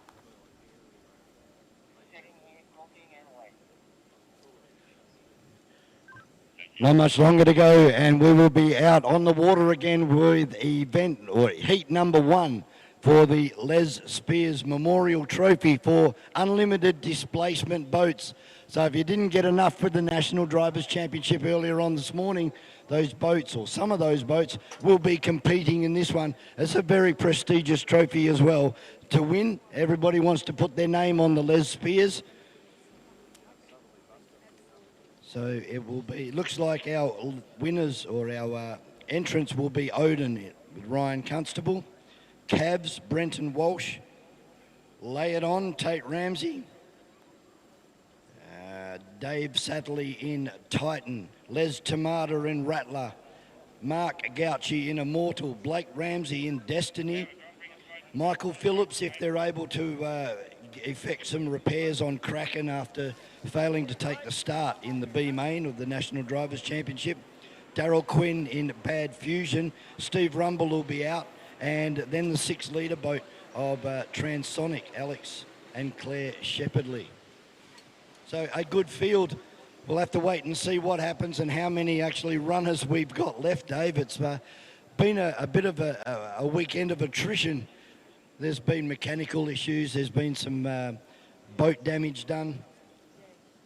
So a very hard ask to do so much. This would have to be like the busiest race meeting of the year as a competitor. Yeah, it's exactly right. We've got Michael Platts up here, you know, stalwart powerboat racing, and probably one of the best welders in Australia, and he just said to me he got away with not having to weld anything for the last 3 days, and he just went up into the pits and had to weld up like 4 different things. So he's under the pump. There's broken stuff everywhere up there in the pits, and it's all going on. So it's tough for the competitors, mate. You know, it's we get the box seat up here, and we can say it's easy to do, but it's not. It's definitely not. You've got to drive to the conditions, same as your road car, except these guys are doing it at 150 mile an hour. Yeah. Yeah, driving to the conditions isn't always what it's cracked up to be, but I've still got that feedback.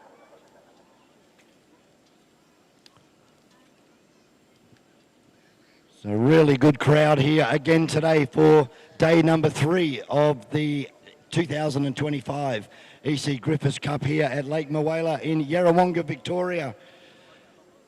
And another big shout out to all of our Victorian Speedboat Club, all of our volunteers, some 130 plus people.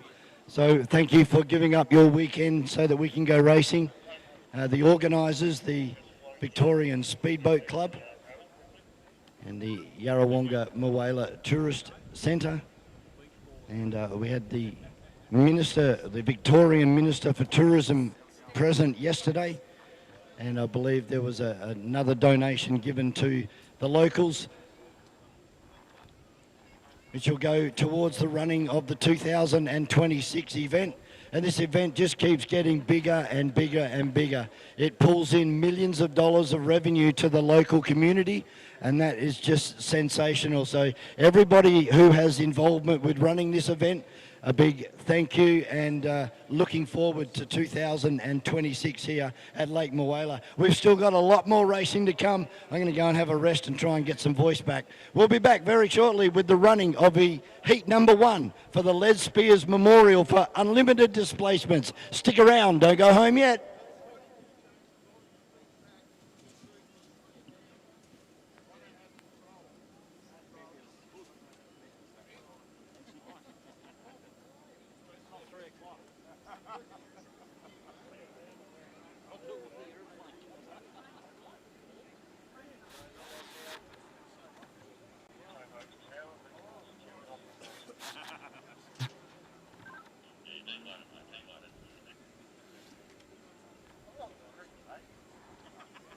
Test 1, 2. Oh, we're back.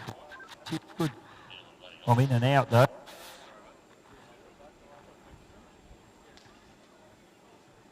So Les Spears unlimited displacement now until. Sorry, a bit of mic here. Just a couple of minutes.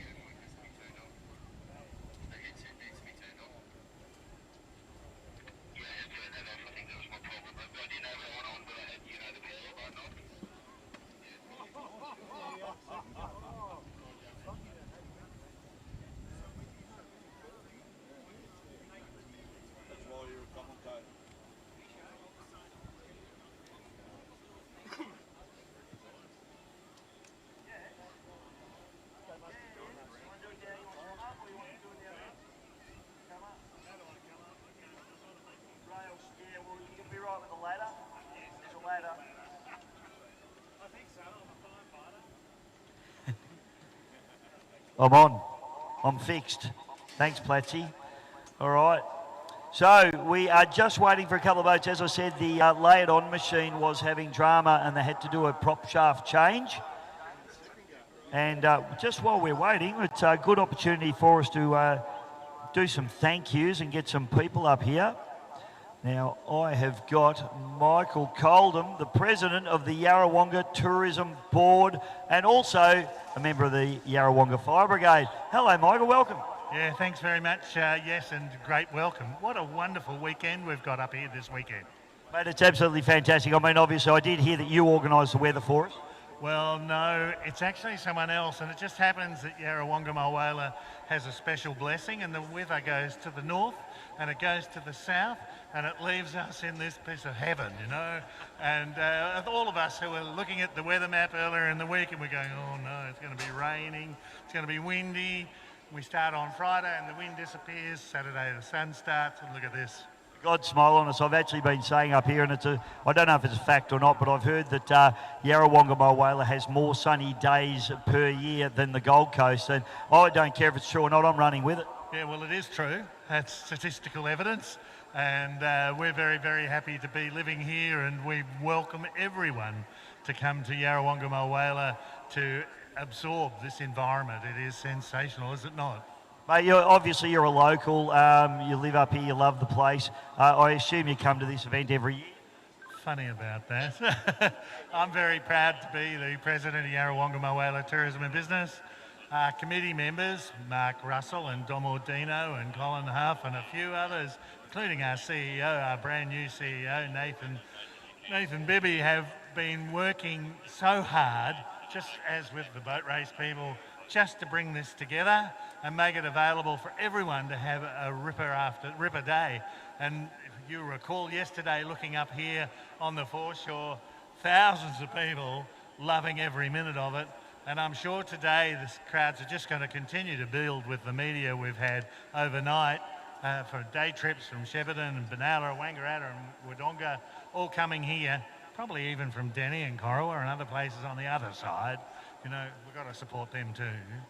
Well, a good mate of mine was actually, he messaged me last night saying, should I come up? I said, absolutely. He was in Murchison. So people coming from everywhere, mate. But we do have to thank you guys, and particularly tourism. I mean, without you guys, we just can't do this. You know, we love our powerboat racing. We love this venue because it's in the middle of a town. You know, a lot of times we'll be racing out in backwaters somewhere where there's nothing and no one. But to come here, have such big crowds, and it's such a stunning part of the world. I've been coming here all my life as well, and it's just beautiful to come in. You can come here and sit on that bank. I'll be happy even if there wasn't a boat race. Yeah, with that. And how about the Minister for Tourism yesterday giving us a grant of $50,000 for more events to come to Yarrawonga and Mulwala and to help us with this sort of thing. So I thought that was a real bonus for the day. I was really impressed. He came up for the weekend very specially. He's got a small affinity here. He's got a friend that has a lovely house on the lake over there. So he knows the place, and you're about to start the racing. So I'll just say, everyone that's come here this weekend, thank you for sharing with us at Yarrawonga Mulwala the best Grand Prix F1 speed boat event ever. Mate, the thank you goes to you guys. Thank you so much. We love that you welcome us to your town. It's a beautiful place. The people are beautiful, and we're coming back here for as long as we can. Good on you, and enjoy the racing. Thanks, Michael. Be careful going down the ladder, mate. You're a fireman, so you should be fine. All right, we've got Les Spears competitors heading out onto the water now. This is an unlimited race for displacement boats. They don't have to be forced aspiration. They can be 6 litre, they can be 5 litre, they can be twin turbo, they can be blown. Everyone can go out there. They have to run in cockpits. It's the only prerequisite.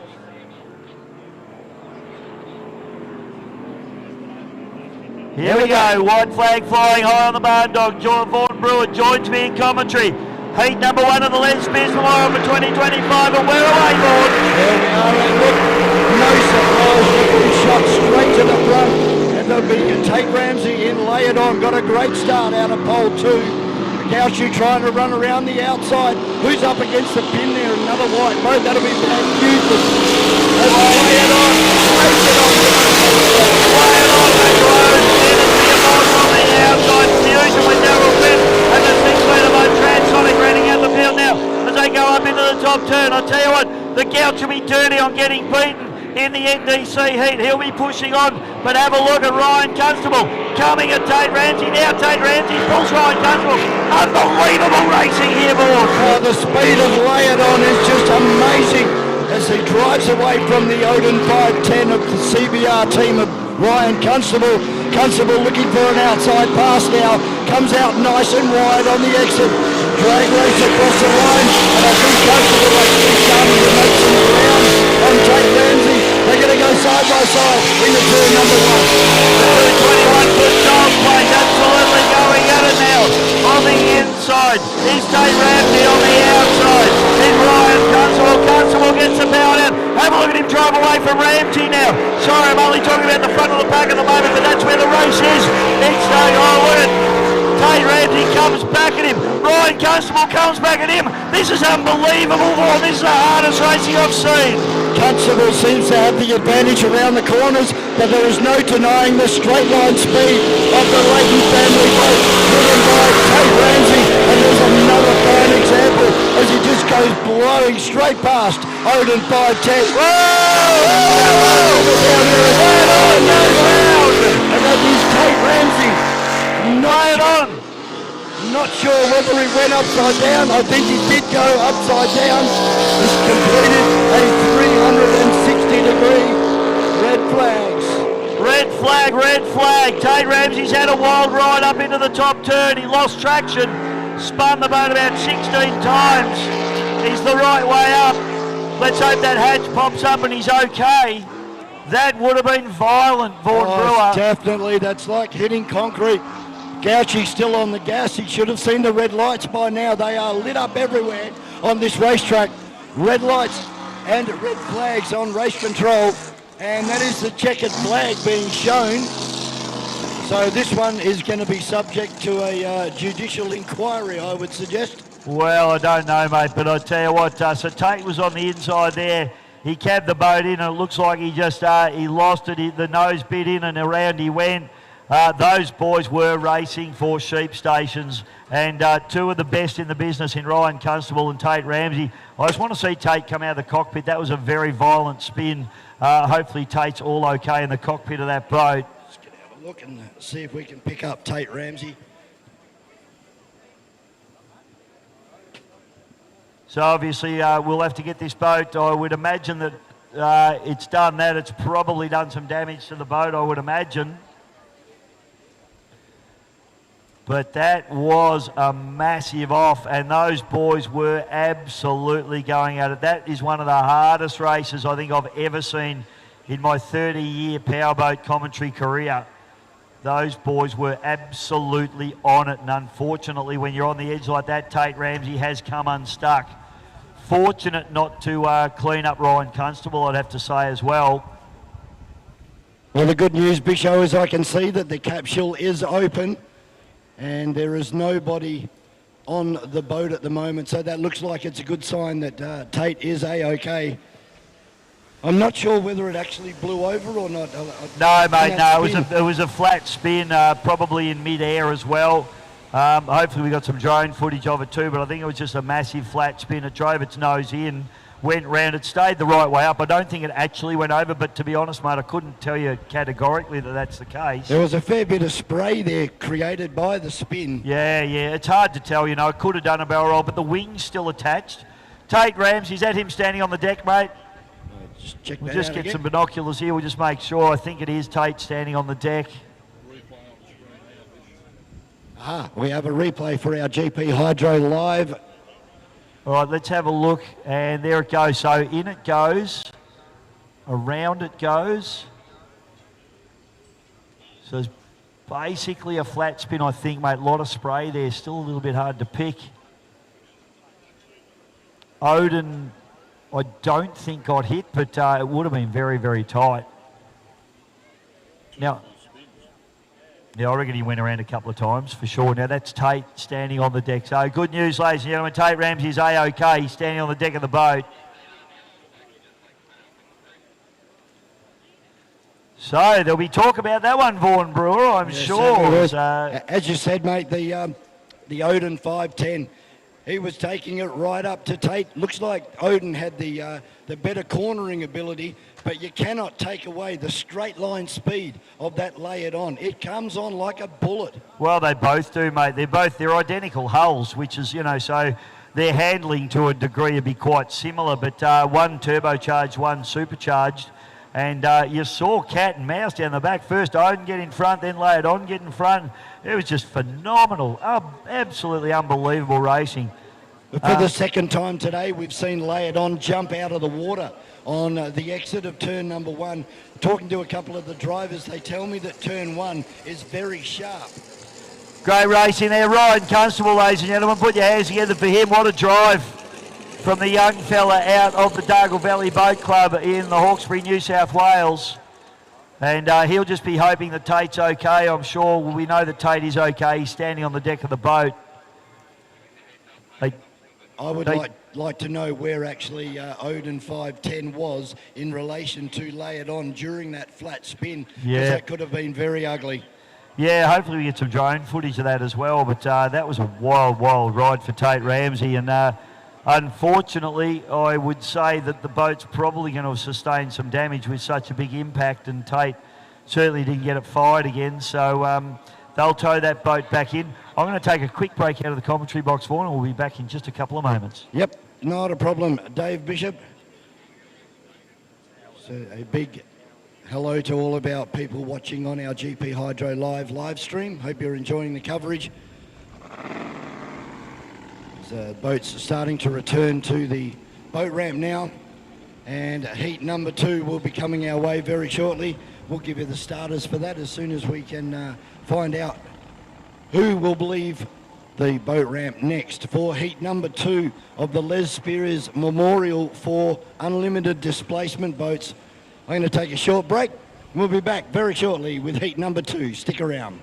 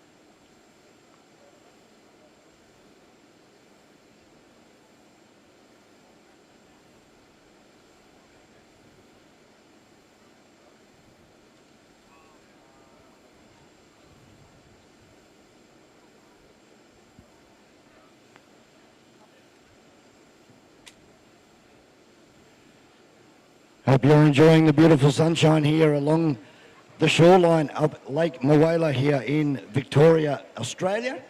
To all of our international visitors, thank you very much for joining us this weekend. Hope you're enjoying the coverage. Thanks to GP Hydro Live and Scotty, Paul and Neil doing a fantastic job. As per always, a very professional outfit and a very professional product is the pay-per-view for this one, the UC Griffith Cup for 2025 here at Yarrawonga. Just having a look at some of our Battery World National Drivers Championship sponsors. Of course, we got Battery World themselves. They began operations in North Queensland in 1997 and today has over 100 stores nationwide. We've got Lucas Oils, of course, our friends from New Zealand. Rolf, his first time here at Yarrawonga and super impressed with the facilities and the racing. Of course, we have Motec MSC signs, DTG Race Products, Connolly Craft, Pro Performance, Bodyworks and Marine, 57 Kind, Savage Force, Merchandise, 7 Mate and 7 Plus, and Kavanagh Auto Parts. So thank you very much for helping not only the Battery World National Drivers Championship, but for your support of Powerboat Racing as heat number 2 for the Les Spears Memorial Trophy is out on the circuit at the moment. You got Destiny, Titan. There should be Transonic out there as well, I can't see. Well, pick them up as they come down for the start. Supernova, Scotty Cleaver out there. There we go, for white flag down and away we go. Cabs is out there and it looks like Titan has failed straight off the line. So Dave Satterley having all types of trouble. 3 wide through turn 1 if you don't mind. Have a look at Brendan Walsh in cabs. Goes straight underneath the 2 blown alcohol boats. Rides away. Now the blown alcohol boat of Blake Ramsey. Now Blake Ramsey looks like he's got issues and pulls on the right hand side. Wow, well, he's not going well for the Ramsey family at the moment. I'll tell you what it is going good for is Brenton Walsh in the cabs. What a run from him, Vaughan. Only 2 boats left now. Supernova with Scotty Cleaver. Can he run down this 6 litre of the cabs boat of Brendan Walsh? He starts to hit the lumpy water over there on the entrance into turn number 2.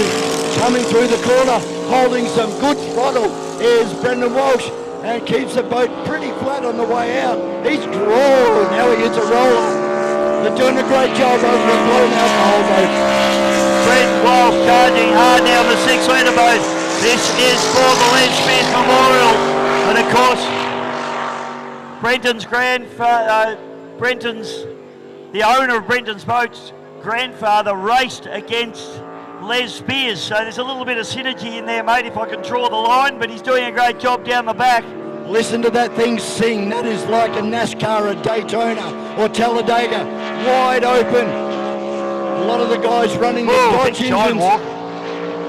Scotty Cleaver doing a good job. Let's not forget, mate, this is his real first weekend in this boat. Yep. So Scotty's doing a great job in the Supernova as well. Yellow flags out. One to go for these guys now.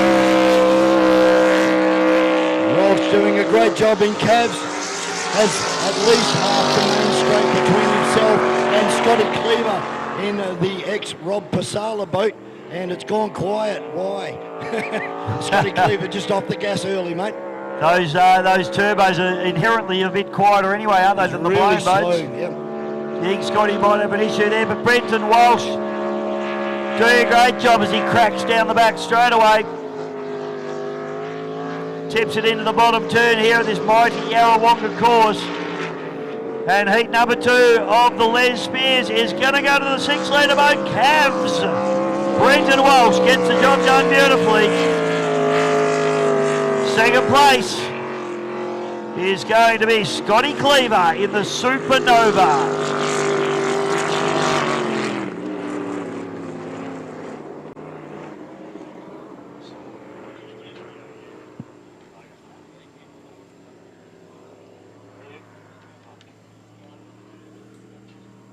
So hopefully we'll have one more heat to come for the Les Spears, depending on how many boats are actually left and still in workable order. It's been a long, hard weekend for all of our competitors, but particularly the unlimited displacement guys. Hey, Vaughan, I just had a quick, I haven't been down and looked at the boat, but I saw some vision of Lay It On, and the deck is broken away from that boat. So at bare minimum, it's got some deck damage. I'd say they'd probably, I wouldn't be surprised if the stringers are broken in that boat, the bearers that hold the engine. That tends to be what happens in a big impact like that. So we won't see that boat again for a little while, unfortunately. No, that's very unfortunate for the Leighton family and Tate Ramsey. Brand new boat too. Yeah, brand new, and geez, it had some speed. Unbelievable speed down the back straight. Now, obviously, a lot of it's got to do with the motor on board. We know it's a big 560 supercharged motor with a big PSI on it. There's got to be something else. Is it prop selection? Is it the cab plate setting? What gives you that massive difference in speed? Well, I don't think that it and Odin do have a massive difference in speed. I think Odin is probably nearly as quick, but it's the way they deliver the power between turbos and superchargers. As you saw on the previous lap, down the back straight, they swapped places twice. So Odin's just as quick as well, but it's just about how you put the power down. The run you get, sometimes it can just be good luck. Sometimes you get a little bit of a trough of smooth water and you can get the boat going and get it settled, whereas the guy next to you might get a couple of rollers or some crosswash or something and he can't quite get the power down. And that's when you see those big speed differences when someone will get away, because they just get that little trough that they can run in and they can go. They get the opportunity, and then, you know, the next lap, the same thing might happen for the other guy and he'll come back again. So, you know, it is incredibly quick, that boat. It's a brand new boat. It's a real shame to see it damaged like that. But if I know something about the Ramsey team, that boat probably nearly back in the mould now, getting fixed. So, you know, they won't muck around. It'll be straight onto it. They'll be good to go for round 2 of the Battery World National Drivers' Championship up there at Laidley for the Gold Coast Powerboat and Sports Club. Make sure you check out 7 Plus and 7 Mate for all of the replays. A 1-hour show which will be screened on 7 Mate, and then if you miss it on 7 Mate, on demand any time of the want, day or night. You can jump on 7 Plus. That's what I do, mate. We'll take a little break. We'll get some food into us. Vaughan, I've got some food there for you, mate. And we will be back with more racing in just a moment, folks. Hope you're enjoying the day. This is the 2025 EC Griffith Cup here at beautiful Yarrawonga Mowala.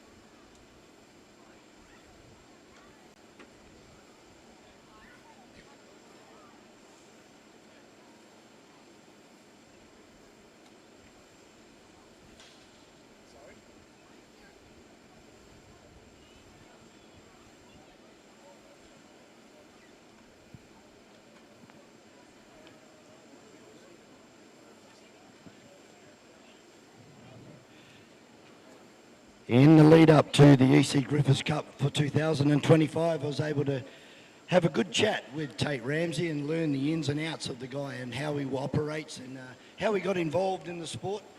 He was always been a physical person, always loved his footy and playing football. He got to a certain age, around about 28, when the old body started to give way, as it has for you and I, Bisho.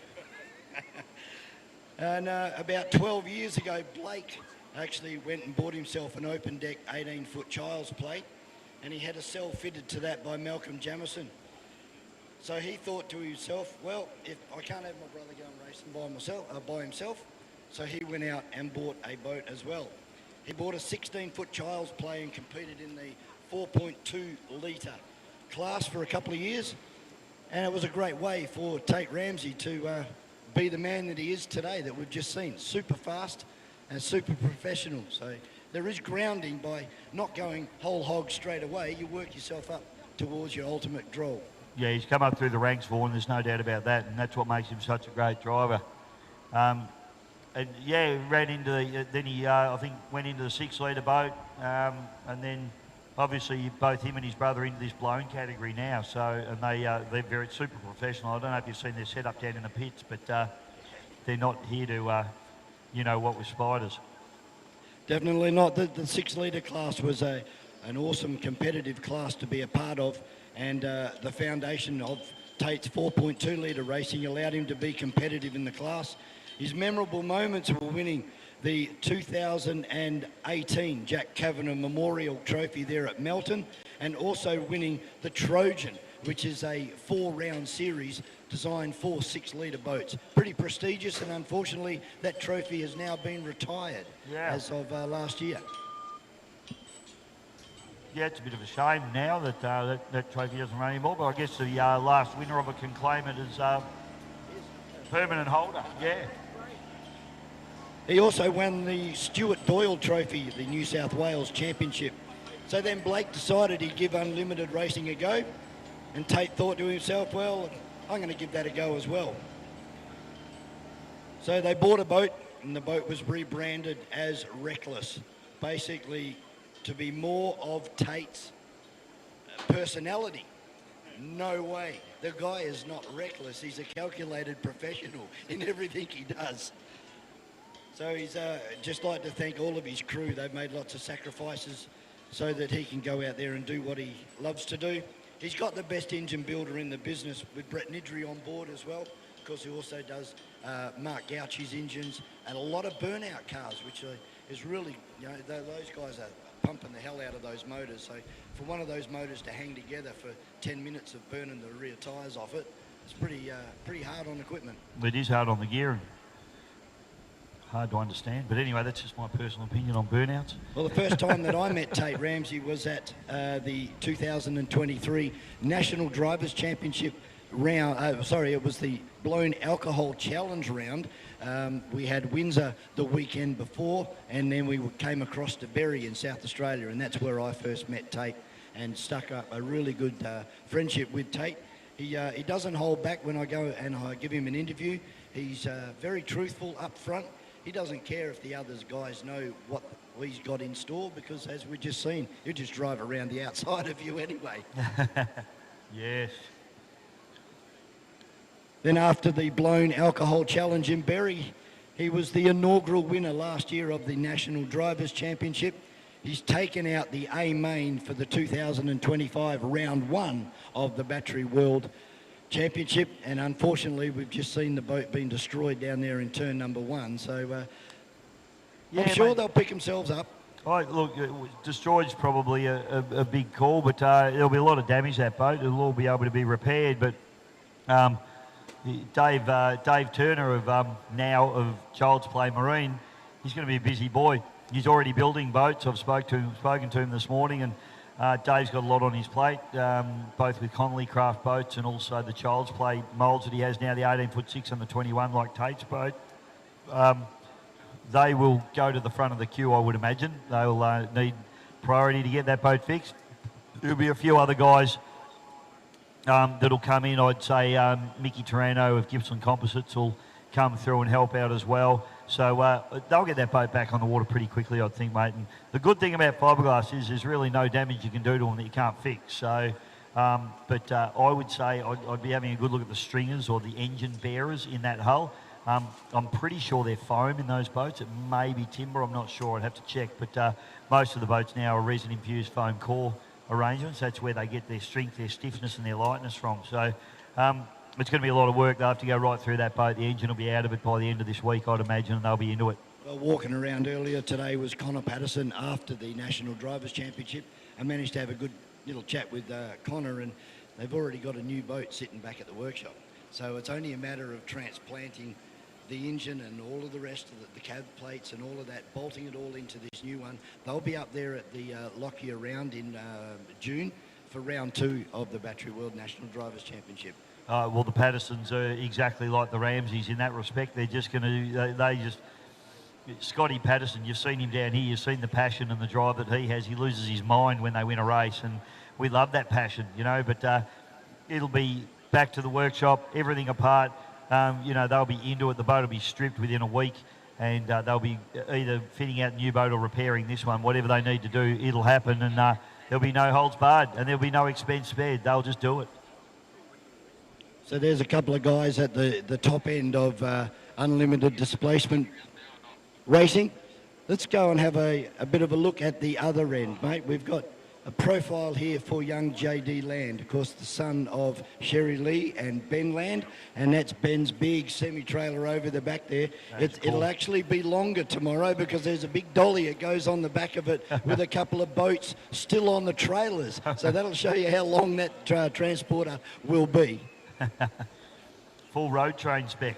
Full road train, and JD is the only junior driver in Australia and probably the world that has his own semi-trailer as a transporter. Yeah.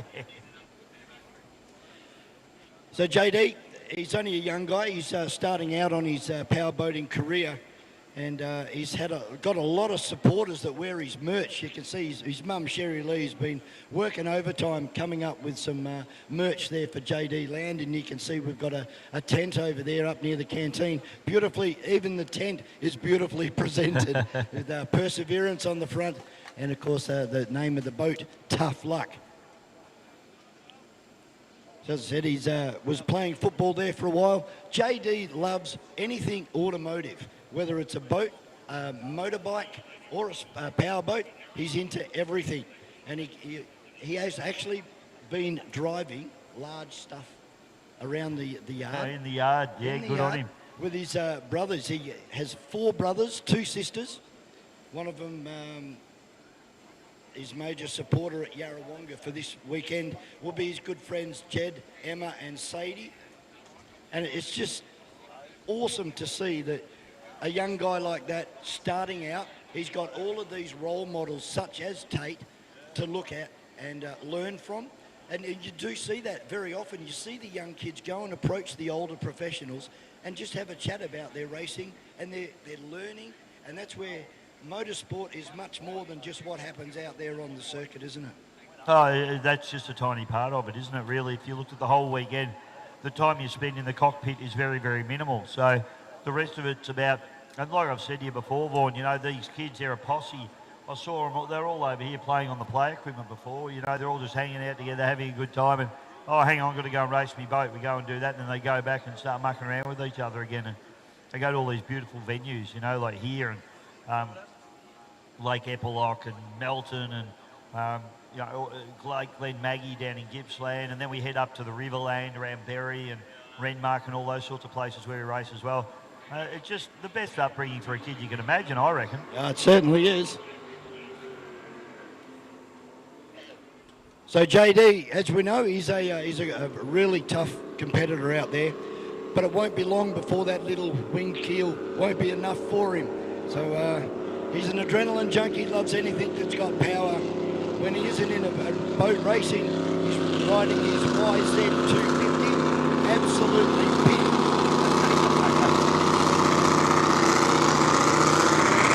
And of course, JD would like to thank his sponsors in Shirley and Bill Palmer of Hazeldell Station in Menadee, New South Wales. And of course, Mum and Dad. and they are the proprietors and directors of Land Transport. JD's passions are trucks, of course, and boat racing. Every chance he gets to work out or on the back roads on Bill's farm, JD is quick to jump in the driver's seat and drag either a road train on triple around the yard or across the dirt whenever his dad and brothers will let him have a drive. So sensational stuff. He's a great young kid. Gee, he's had a good, he's got it good, hasn't he? The access to all that stuff. I would have loved to have had a go at a road train when I was a kid. I'd love to have a go at one now. Oh, so would I. Here we go. Here we go. Unlimited 6 litre hydroplanes. McCanch and Jones. Jones on the inside. Jones on the inside. Paul Jones in the stampede as he tips it in. We got Melissa McCanch on the outside. In this, is it Melissa or Kelvin? I'm not sure actually. This could be Kelvin actually. I think, yep. So we got Kelvin running the gator around the outside. Oh, still got a bit of a misfire in gator. Is that gator? Yeah. Yeah. But, Paul Jones in Stampede has the lead at the moment, but I love hydroplane racing because you can just run around the outside, pull up side by side, give him a wave. As Paul Jones now starts to move away from the gator. And unfortunately, we've lost Graham Boxy Malloy. Yeah, that's a shame, isn't it? I don't know what's happened to Boxy. Have you heard any word on the Hurricane machine? No, mate, it's too far away. Yeah, I know, it's a long walk down there. Have a look at the gate of the wide sweep, but I'd say it does have a little bit of a pop coming out of the engine, so I'm not sure what's going on with that. Oh! Both of them having a little bit of a pop and a cough there as the Stampede it went right off song there just for a moment. He seems to be continuing on at this stage, but let's see what happens here. Yellow flag's going to be produced on this lap as well, Vaughan. Yeah, 1 lap to go as they go down the back straight. Maximum RPM, maximum propulsion forward for Paul Jones in Stampede. This thing's got a great paint job on it as well. I believe that's the Harrow boat? Or is that 101? No. That's 101. Yeah, Harrow's is the X101, that's right, yep. So, Stampede goes through, Paul Jones doing a good job, picks up the yellow flag. The gator struggling a bit, you can hear it. I don't know whether that's a limiter that it's hitting or whether it's actually got a little bit of a hesitation going on there. He's got something happening in the engine department, and I've noticed that the Cunard wings on Gator fully back. Still again. right up, yeah, it's interesting. So back straight away now, and it's a Stampede, and have a look at it dance from sponsor to sponsor. Paul Jones having a real go in this boat at the moment. Having a good run in this 6 litre hydroplane race as he rounds the corner for the last time. Out of turn number 2, looks over towards race control, sees black and white. Game over. Paul Jones takes the win from Kelvin McCanch in the Gator. Oh, just about submarine that then, didn't he? Yeah, Jones, that was a good run there from Paul Jones in the Stampede. That boat looked really, really solid. And even did the big sponsor and walk down the back straight away. Looked nice and flighty. Looked like what a hydroplane should look like. So great job there from Paul Jones in the Stampede. Goes one of our drones coming straight past the commentary spot. Oh, just rips on the handbrake, pulls up right out front. And of course, Joe Painter behind the controls of that, and she does a fantastic job. Working for the officials, not for any of the GP Live hydro stuff. No, we've got Andy at Airscape doing the drone work for us at GP Hydro live streaming, and Andy does an awesome job. He's a serious operator, I can tell you. He doesn't muck around. Hasn't that been another great inclusion into our sport, to be able to look down and adjudicate first corners and investigate issues? To be honest, mate, it's the only way you can really do it. You cannot tell from water level. You know, they used to put judges out on the course boat in the corners, and they try and get them to work out who cut who off. You can't do it. You've got to look at it from above. I know in unlimited hydroplane racing in the 1980s in America, they used to put helicopters up with judges in them. Yep. But now with the technology of drones, you don't have to go and have a $3 million helicopter sitting above each corner all day. You can just send the drone up and you've got it. That'd add significant amounts of income or expenditure to your race team, wouldn't it? Running a helicopter. Just running a The helicopter. offshore powerboat guys used to run that as well. Yeah, quite often. I mean, we still do have divers in helicopters at offshore powerboat races. You need to have them because the courses are so big. So if someone does have an accident, you need to get them out of the boat quickly. It's the best and easiest way to get them there. But offshore powerboat racing, that's just another level again. They're a bit, they don't mind having to spend, those boys. No, walking around earlier on this morning, I saw a guy that knows all about the powerboat racing, coming from a V8 supercar background. Your good mate, Todd Kelly from Kelly Racing. I'm the private operator of the boat Titan. It's a big block Chev blowing 19'6" Everingham, and we're just campaigning around. We campaigned it all last year in the National Drivers' Championship. Same thing this year, and hopefully get into the EC Griffith Cup, which we got in on 5th place. But in the end, we backed it down the ramp, and the starter motor decided to not work, and we missed out on that. Just went out the B mains, and I thought I saw a red flag, so I slowed down. The other boat went past, and he won the race over me. Yeah. And we'll pick them up as they head towards the east section of this large expanse of water.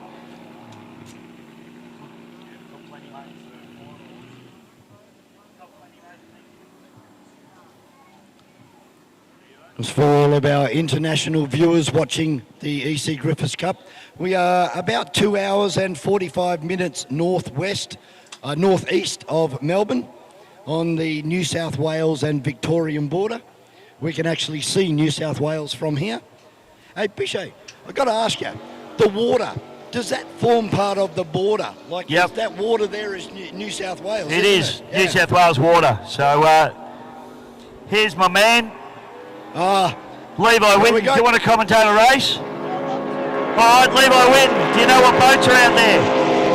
You got no idea. Well, maybe I'll commentate this one. You can do the next one. All right, this is 105 boats. You got Point Blank on the inside there. Whoops. Hard on the cabs. Rush Hour on the outside of him, and I think that's Daniel Jury on the far outside, isn't it, mate? Yeah, it could be Instigator as he comes across. Yes, it is. Daniel Jury out of South Australia. And looks like we've got starter, Tony Willis. Yeah, late to the start, unfortunately for Tony there. He's got some ground to make up, which I don't think he's going to do, Vaughan. No, definitely not. He's got the whole length of the main straight between himself and the battle back there for first, second and third. First is pretty much chopped to bits at the moment. Rush Hour in second. Whoa, well right for Point Blank. Now all of it going to close up. Look at Daniel Jury. Instigator round the outside into second place. Oh, that was a wild ride there for Shane Northey. He'll be off to the Yarrawonga Dry Cleaners after that one, Vaughan. It was, had to bring it right back down again, but Daniel Jury coming at him. Oh, we got red flags on the course for some reason. Shane Northey comes to us on red light. Yeah, I don't know why we got a red flag. Can't see anybody. There was only 4 starters. Yeah, all the boats are accounted for. Something's going on. Maybe has a turn boy moved or... Okay, there was a boat left behind on the boat ramp. So Oh. not all competitors made it out there. Interesting. Okay. Well, Tony Willis will be pretty happy with that because he was obviously late to the start, and there's Yeah, obviously a very, boat very that late. didn't even get there. So, Levi Whitten, welcome to the commentary box again, mate. You've had a pretty good 2 mornings. You've done pretty well. You've had a couple of wins. Well, I don't know if you've had wins. You've had some line honours, we'll call it. I'm not sure. How did your results end up in the end? I actually don't know. I haven't heard anything. You know why? Because you're kids, you just go racing and just... Don't care. No, they just interrupts their day a little bit, these kids. They're having too much fun hanging around the boat races, aren't you? That's exactly right. Hey, Levi, I've got to ask you, like, you must be the youngest Datsun mechanic that I know in history. Yes. What's it like working for him on his race car? Oh, it's pretty fun. I don't get to go. You don't get to go to behind the pits in the racetrack very often. He's pretty good, mate. I'll tell you what, he complains less than most of the blokes that I get helping me out. So, no, you're a legend, mate. You come and help me with the car as well. But your boat looks like it's going pretty well, actually. Yes, it is. It's perfect at the moment. We haven't got any holes this race, which is great. I'll tell you what, there's a few that have got holes. Did you see that incident with Tate Ramsey? I saw it, but I don't know if has he got holes. Yeah, half the deck's ripped off the boat, mate. So he's had a big incident there. They might be getting you in to do a bit of fiberglass. We're talking about JD Land. Now, you love helping your dad out. Your dad's a mechanic. He owns a mechanical workshop. You do a little bit of mechanical work yourself. You love getting your hands dirty, getting the spanners in your hands. JD Land, how well do you know JD? I know him pretty well. He's a good mate. Well, he gets to drive B-doubles, apparently. Well, that's pretty good. I'd love to do that. So would I. Maybe we need to hit him up. Yeah, that sounds good. Sorry, David, just going to cut in.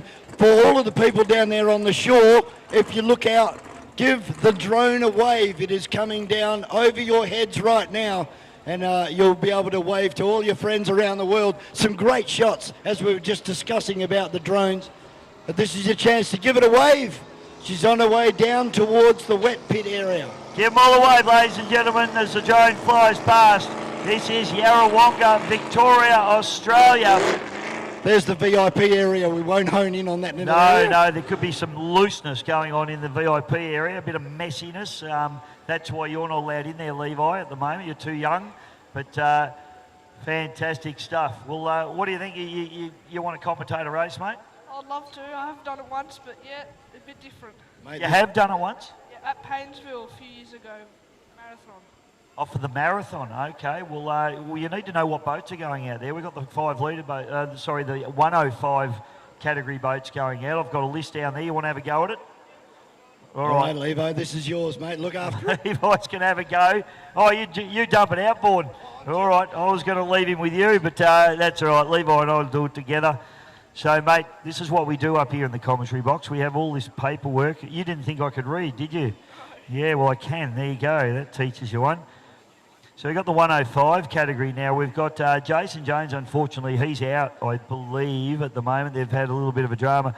We saw Tony Willis just go out there in Buddha. He missed the start of that one, so they're going to turn those guys around and get them going again. Daniel Jury. Do you know Daniel out of South Australia in the Instigator, the white boat? No, I do not. He's a very good operator. He looks a bit like Ned Kelly. He's got the beard going on, and he's a good fella. Juggernaut, I think we're missing that boat. Chris Burns, unfortunately, we've lost him as well. These are all the boats that have dropped out here this weekend, mate. How many boats we've lost? Shane Northey, now that's Point Blank Reloaded. That's the red boat that was actually leading in that race before it got red flagged. Yep. Okay, Troy Cameron's out as well with Ranger. You know Troy very well, I'm sure. I do.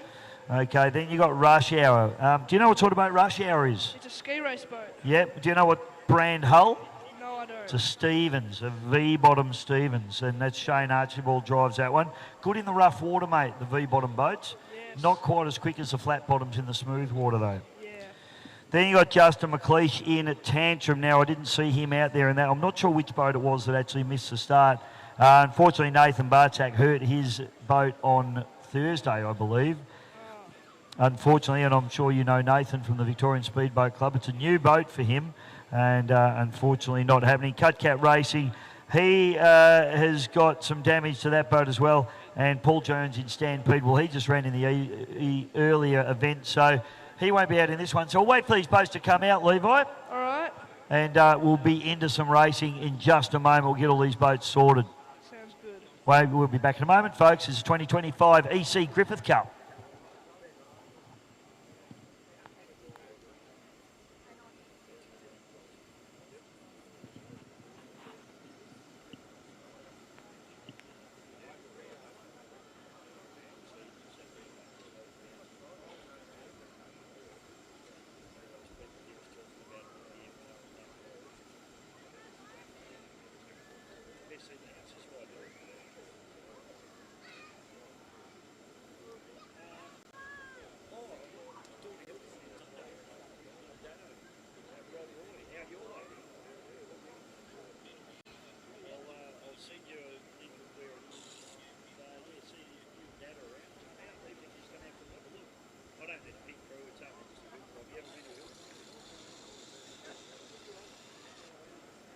Basically just start to the squiggly track up a hill and finish at the top. Yeah, the Dado, yeah. I'm waiting for a camshaft.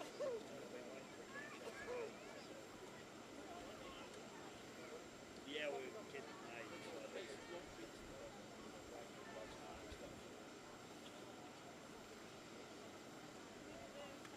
Tommy? Fish. Great job, mate.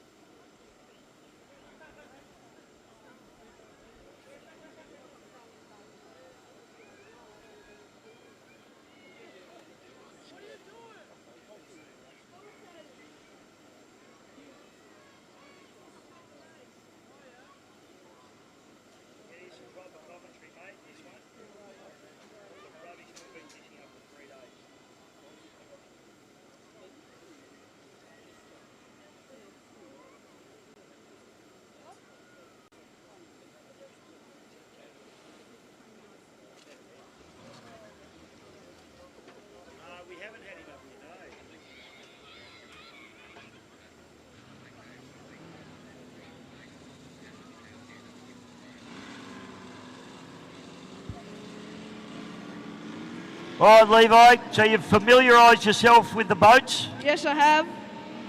You know which boat's which? I think so. Excellent. We're going to see him come out. We've got JD Land come into the commentary box as well. Hey, JD. Oh. How are you, mate? We actually haven't ever officially met. I'm Bisho, but you probably already know that. You've had a good weekend so far, mate? Yeah, pretty good. How are you going to go get me a drive of one of those road trains? Oh, I don't know. Talk to your dad. Yeah. Put a good word in for me. No. Oh. No. Oh, bugger you. I'll go and talk to your dad myself. Hey, how do you think this kid Levi is going to go commentating this race? Good. Good. All right. We've got a lot out of it. Hopefully we get more out of you, Levi, than we can get out of JD. Here we go, mate. All right, Levi, what do we got, mate? We've got the start boat going down the back straight. It's already dropped the flag. You got Rush Hour on the inside. Rush Hour on the inside. We've got... That's Buddha in the middle there, mate, just pushing hard. Yeah. And on the outside is the Juggernaut, Daniel Jury. I wonder where Point Blank's gone. All right, here we go. So we got Rush Hour. Yep, you go. Rush Hour coming down the front straight, crossing the checkpoint. Second place, we've got Rush Hour, and in third, the Investigator. All right, so Instigator on the outside, but it is all the Buddha machine at the moment doing the business here. Tony Willis up to the top turn. That little Stevens is going well there, Levi. It is going pretty good. Daniel Jury at the back door a little bit. This is unusual for him. We normally see him at the front of this pack. Yeah. All right, who we got down in the bottom corner, mate? Who we got coming in now? We got the Buddha in first place coming down through the bottom corner. Right behind him is Rush Hour, and then not far behind is in the That's the Instigator. Instigator. Daniel Jury out of South Australia. So, Buddha now, Tony Willis, Shane Hart, Rush Hour. Pushing on the outside, that's Shane Archibald and Daniel Jury. Daniel Jury didn't get the best start, I don't think, Levi. No, he hasn't. He's fallen behind a bit. He has. What do you do when you're in this situation? You've got to try and catch these guys. Do you change your tactics? No, not really. Just go flat out. Just go flat out. If in doubt, trim it out, right? That's right. Excellent. So Tony Willis now down the back straight away. This Buddha boat's been quick, mate, all weekend. Has, yes, very quick.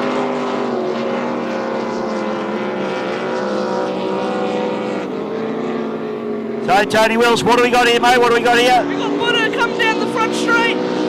Buddha. We got the yellow flag. Last lap, 1 lap to go. Here we go, 1 lap to go now for these guys as we push away.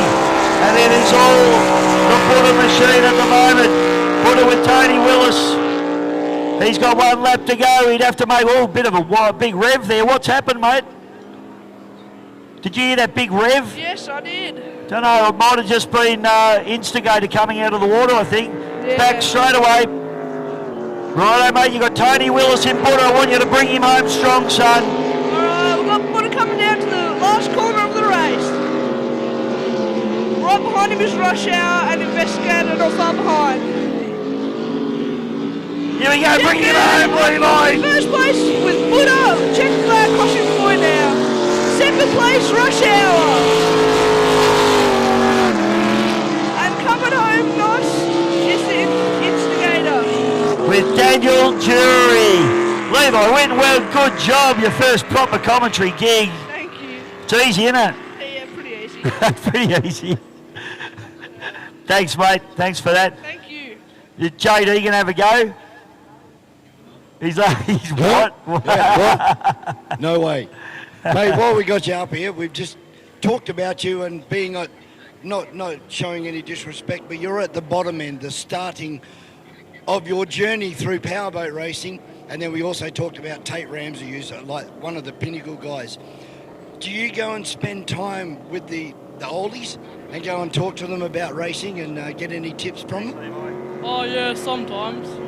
I'll send you the link. And your mum tells me that you're pretty mad on your YZ 250. What are you going to do, mate? Are you going to boat race or are you going to go motocrossing? Because if you go motocrossing, you're going to break arms, then you can't go speedboat racing. Yeah, probably just stick to boats. There you go. He's converted, is he? Committed. You give up motorbike racing to come powerboat racing. Well, let's face it, mate, boats are much more fun. Like motorbike, I assume it's dirt bikes we're talking about. Yeah, full of dirt, dust, hot, cold, depending on what time of year you're doing it, mud. Why do you want to do that when you can be here, JD?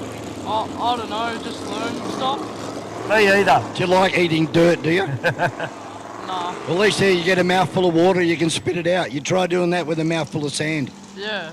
Yeah, not going to work, mate. Hey, you're very lucky. You're the only kid in Australia and probably the world that has a semi-trailer for a transporter. Yeah. Hey, mate, you're a member of the Victorian Speedboat Club. You're a water skier. You do a bit of skiing? Yeah, sometimes. You good at it? Learning. Good man, you on one ski? Yeah. Good job, mate. How old are you? 13. 13, good stuff. We'll have you barefooting by the end of next season, all right? Yeah, yeah. Mate, I'll bring the boat over. If the others don't teach you, just get Bisho to do it, all right? Yeah, yeah. As Mate, long as I get a drive in a road train. Yeah. Okay, done. Lock it in. thanks for joining us up here, JD. You've got a great career ahead of you, mate. You got some very supportive parents behind you, mate, and I know that you're doing them very proud, so good on you, son. Thank you. JD Land, for land transport, one of our J3, the entry level into powerboat racing in Australia. And hey, Bisho, these young kids, they go all right. They talk all right, don't they? Well, I'm just looking. I've got Emerson Walker down here at the moment. Why doesn't she come up and say g'day? Get Emerson up here and let her say g'day. Oh, come up here as well, Max. Max wants to come up. He'll get up here and he won't say anything. You watch. Hello, Nidri ladies. Beautiful girls. Gee, you can't miss Emerson. No, she's a legend, isn't she? She's pretty bright. She's a lot brighter than her father. Gets her intelligence from her mother, obviously. You just pull. Up here.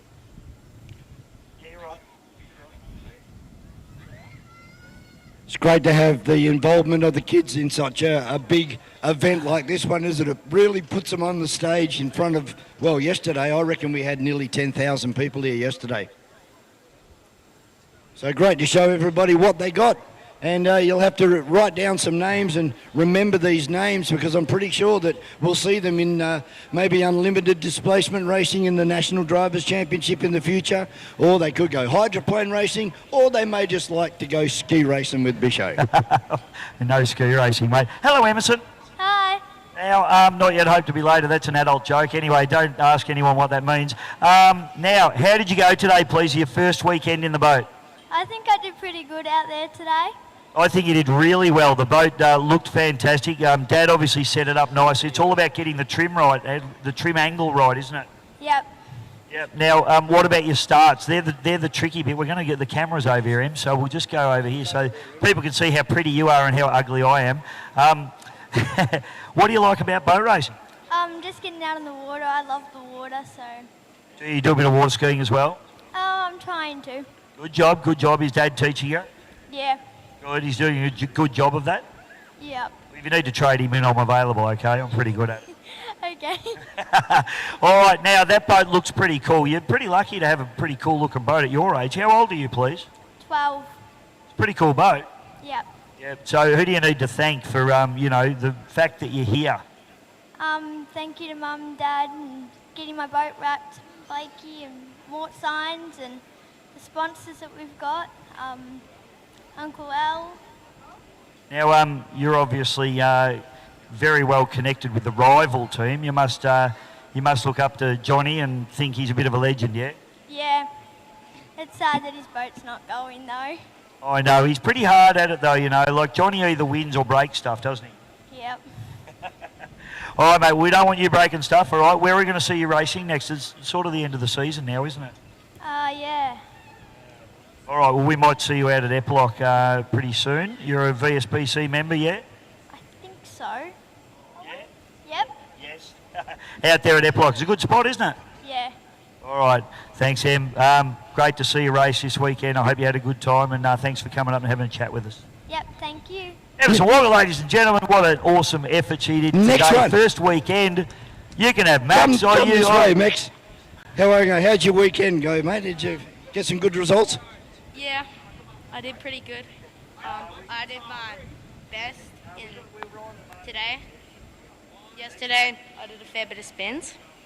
Ah, yes, that's right. You spun twice yesterday down there in turn 1. 3 times. I think I did it around 3 times. And what was causing that, mate? You just a bit hard on the gas and hooked it in, or did you hit a roller? Nah, I reckon I was a bit hard on it, and then I just, yeah. There's nothing wrong with being hard on the gas, mate. You just need to learn a bit more of the boat control. But that'll come. You got a long time. How are you? You're 13? Nah, 12 now. 12 now, so you've got at least another 4 years to go in the J3s, mate. So you could be a Victorian champion in 4 years' time. Yeah, maybe. You got to keep running hard, mate. Keep going hard. Try not and break the boat. But who would you like to thank for you, Maxie Cameron, going boat racing? I'd like to thank Mum and Dad for getting me everywhere and buying me fuel and stuff and working on the boat. Dad spent a lot of time on the boat, I know that, and I'm really appreciative of that. And my brother for not destroying the boat before I got into it. And yeah, that's it. All right, Maxie, thanks for joining us up here in the commentary box. And if you want to stick around and go and kick a football with this fella over here, JD Land, he'll teach you how to kick a footy. Thanks for joining us, guys, to all of our junior drivers that have come up here this morning or this afternoon. Give us a little bit of an insight into their progression and their start of their racing career in powerboat racing. Going to take a short break. We'll be back very shortly with the 2025 EC Griffith Cup, day number 3.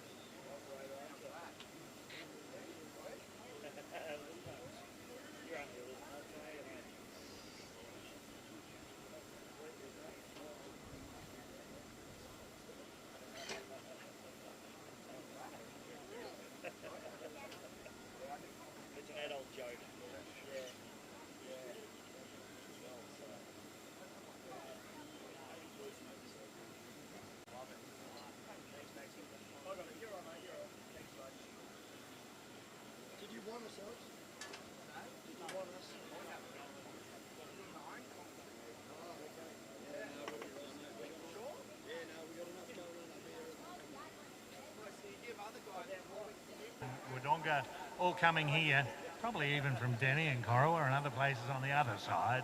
You know, we've got to support them too. High on the barn dog, John Vaughan Brewer joins me in commentary.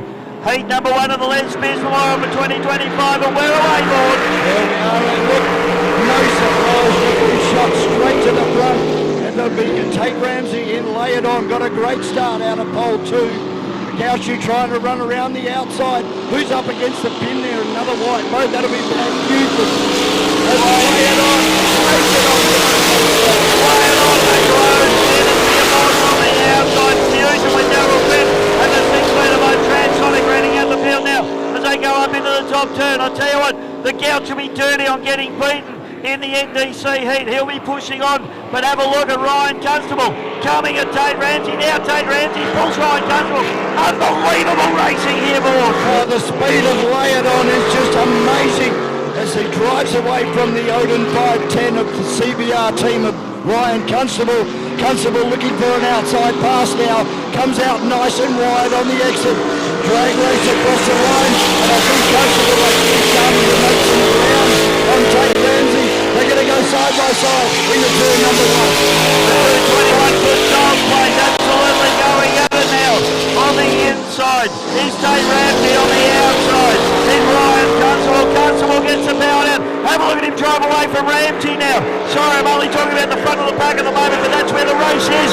It's going, oh look at Tate Ramsey comes back at him. Ryan Constable comes back at him. This is unbelievable, Vaughan. This is the hardest racing I've seen. Constable seems to have the advantage around the corners, but there is no denying the straight line speed of the Leighton family boat, driven by Tate Ramsey. And there's another fine example as he just goes blowing straight past Odin by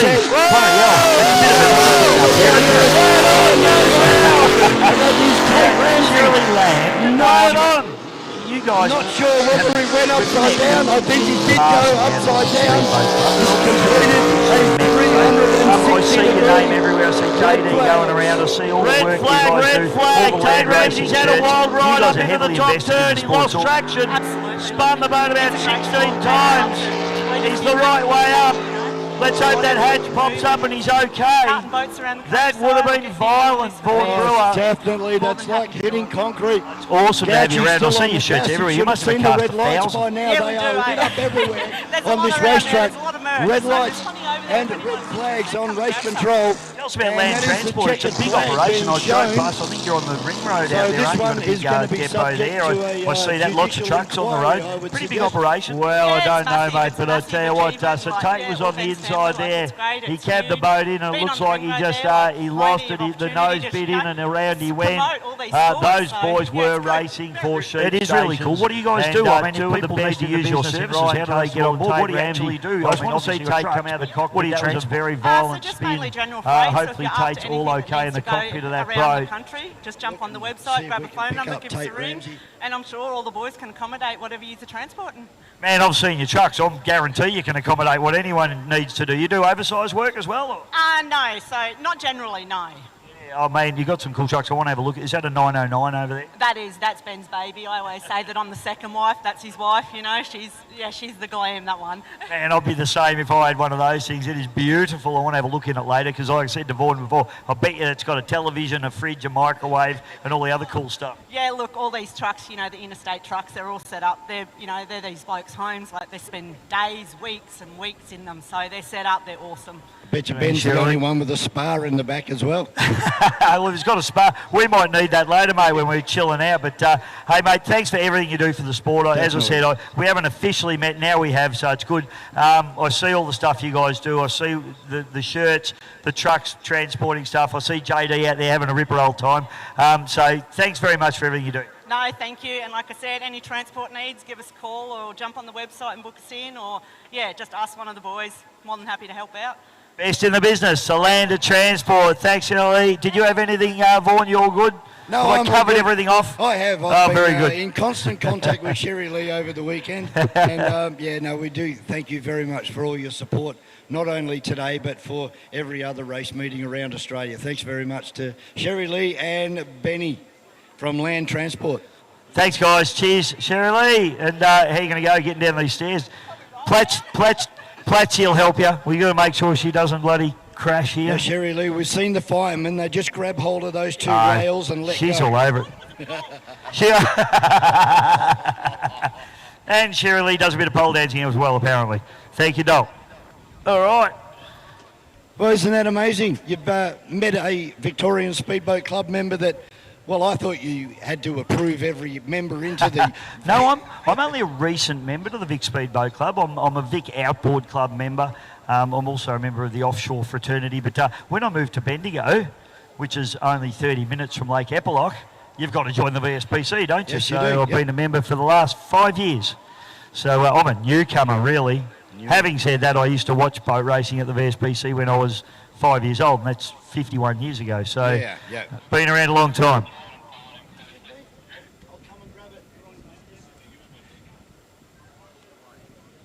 I'll leave you in the safe hands of Dave Bishop. Can take a very short break here at the 2025 EC Griffiths Cup. Plenty more action to go. Hope you can stick around. Don't forget to slip, slop, slap. Lots more action coming your way very shortly here at Yarrawonga in Victoria.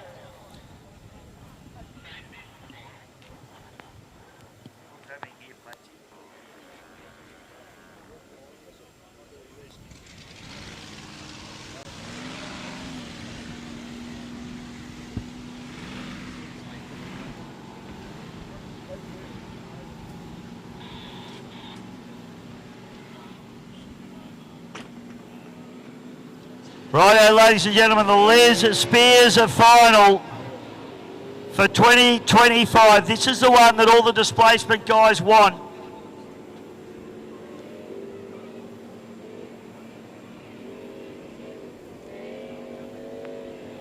Be interesting to see, Bisho, whether we've got 4 or 6 out there.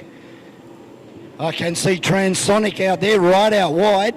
We do have 6 starters for the Les Spears Memorial for 2025. So we have Odin, Halves, Immortal, Supernova. Here we go, Trying white to pick 'em flag up. raised. Here we go. Fairly decent lineup, these last boat getting into place. And away we go, and a really even start. Look at the rocket ship, the Lucas Oil sponsored Immortal. And down the inside, somebody trying to get into there. They're not allowed to get underneath, they must hold their positions for lap 1. It's a side by side as they come out. 3 wide, but Mark Gauchi and Odin on the inside.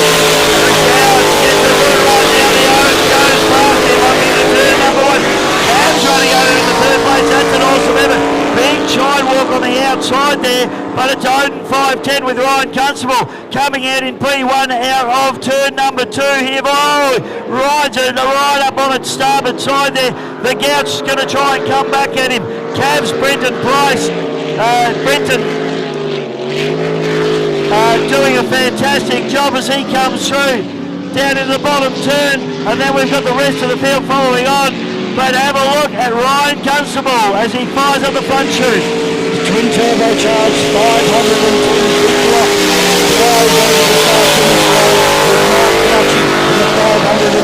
cubic inch Brett Nidri engine on board. Then we go back to a 6-litre of Brenton Walsh. Then we have Dale Quinn in Bad Fusion, and behind him Alex Shepherdley and Scotty Cleaver. It is all Odin 510 as he goes down the back straight to reel off another lap here on Lake Moala at Yarrawonga. Nothing that Gauchi can do. He's got 1 lap to go. Comes out of turn number 2 for the 3rd time. Eyes open, yellow flag on display. 1 lap to go for Ryan Constable. 1 to go now for Ryan Constable as he throws up the Odin 510 machine. And the Immortal, the Gouch, trying to go with him. Unfortunately, the boat just not the pace to go in the big twin turbo. We had a word that earlier on the Odin 510 was only running on 7 cylinders. What's up and about now? You wouldn't have told. But they far away. So race order now, Odin 510. Back to the Immortal. Then it's back to Brenton Walsh in at the Cavs, and it's daylight back to the rest of the field there. A good battle going on between Fusion and Transonic up into the top. Be your race leader, and he's going to be your Les Spears winner for 2025. It is Ryan Constable. Odin 510 wins the Les Spears for 2025. Lucas Oil motor, Mark Gauchi comes across the line in 2nd place. Then a great result for Brenton Walsh driving Cabs on his 6-litre up against some unlimited boats. And a great effort from Brenton Walsh to finish in 3rd position. 4th place, Alex Shepherdley. He's been fast all weekend. Next one, Darryl Quinn in Bad Fusion. And rounding out the field, Scotty Cleaver in his first race meeting into this blown unlimited boat called Supernova. Well, that's the way they finished in the 2025 Les Spears. And it's kind of not an inflating race, Dave, but I was hoping that Gauchi was going to be able to go with Odin there for a bit longer. These big 21 Child's Plays, mate, they are a formidable force in this rough water here at Lake Mulwala. Unfortunately, the little 18.6 Evercraft probably just wasn't able to span the gaps the way the big boat was able to. The Gouch has got plenty of pace and no problem there. Did you see him out of the start? Actually, Ryan Constable ran the start a little bit and he had to back right off. That left the door open for Gouchy to get the jump on everyone, but he just couldn't sustain it.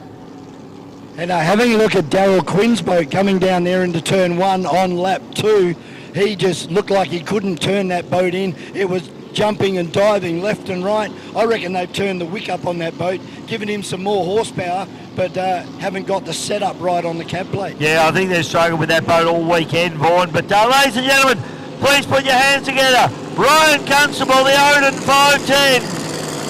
winner of the Les Spears for 2025. And that's the one that all these displacement guys want. Certainly is probably one of the most prestigious trophies in unlimited displacement racing. Good drive from this kid, Alex Shepherdley. He did great all weekend. The MVO 27, the Transonic. Scotty Cleaver there in the Supernova. First weekend in that boat in a race meeting? Yeah, well, he's gone out there. Now he sees what these guys do. Probably going to be shaking his head for a while going, how the hell am I going to catch Tate? Yeah, he will, unfortunately. But the Gouts, ladies and gentlemen, he's like a shot dog. He's absolutely dogmatic in the way he goes about it. But Mark Gouchy there in the Immortal, fantastic effort. And if you're not familiar with that sound, that is the engine searching, or as we got a little bit of a joke, it's 100, 100, 100. Yes. $100, $150, another $100. Bankrupt. It's a good race for 2025, the Les Spears Memorial, going to the twin turbocharged 510 big block of Ryan Constable. A well-deserved result for that team. They had a big engine detonation last weekend in Taree, received the crankshaft for that engine that you've seen running today at 3 o'clock on Wednesday morning. Had to put it into the engine, dyno tune that engine, straight in the boat, in the back of the truck, and then make the haul from the Upper Hawkesbury Powerboat Club over here to my whaler this weekend. Yeah, it's amazing effort from the Constable team. I mean, they've got the equipment to do it, but gee, they're very talented buggers, aren't they?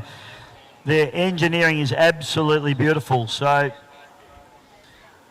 congratulations to Constable Brothers Racing for taking home the Les Spears for 2025.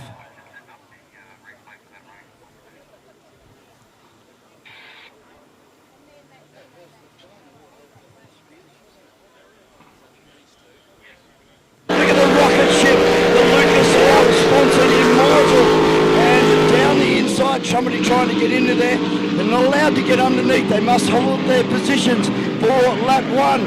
It's a side-by-side as they come out. 3 wide. That's Mark Gouchy and Odin on the inside. The Gouch gets the run right now. The Odin goes past him up into turn number 1. Cavs running over into third place. That's an awesome effort. Big chide walk on the outside there, but it's Odin 510 with Ryan Constable coming out in P1 out of turn number 2 here. Oh, rides it right up on its starboard side there. The Gouch is going to try and come back at him. Cavs, Brenton Price, Brenton doing a fantastic job as he comes through down into the bottom turn, and then we've got the rest of the field following on.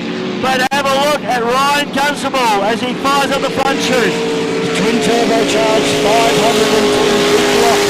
Drive over the far finish line with Mark Gouchy in the 560.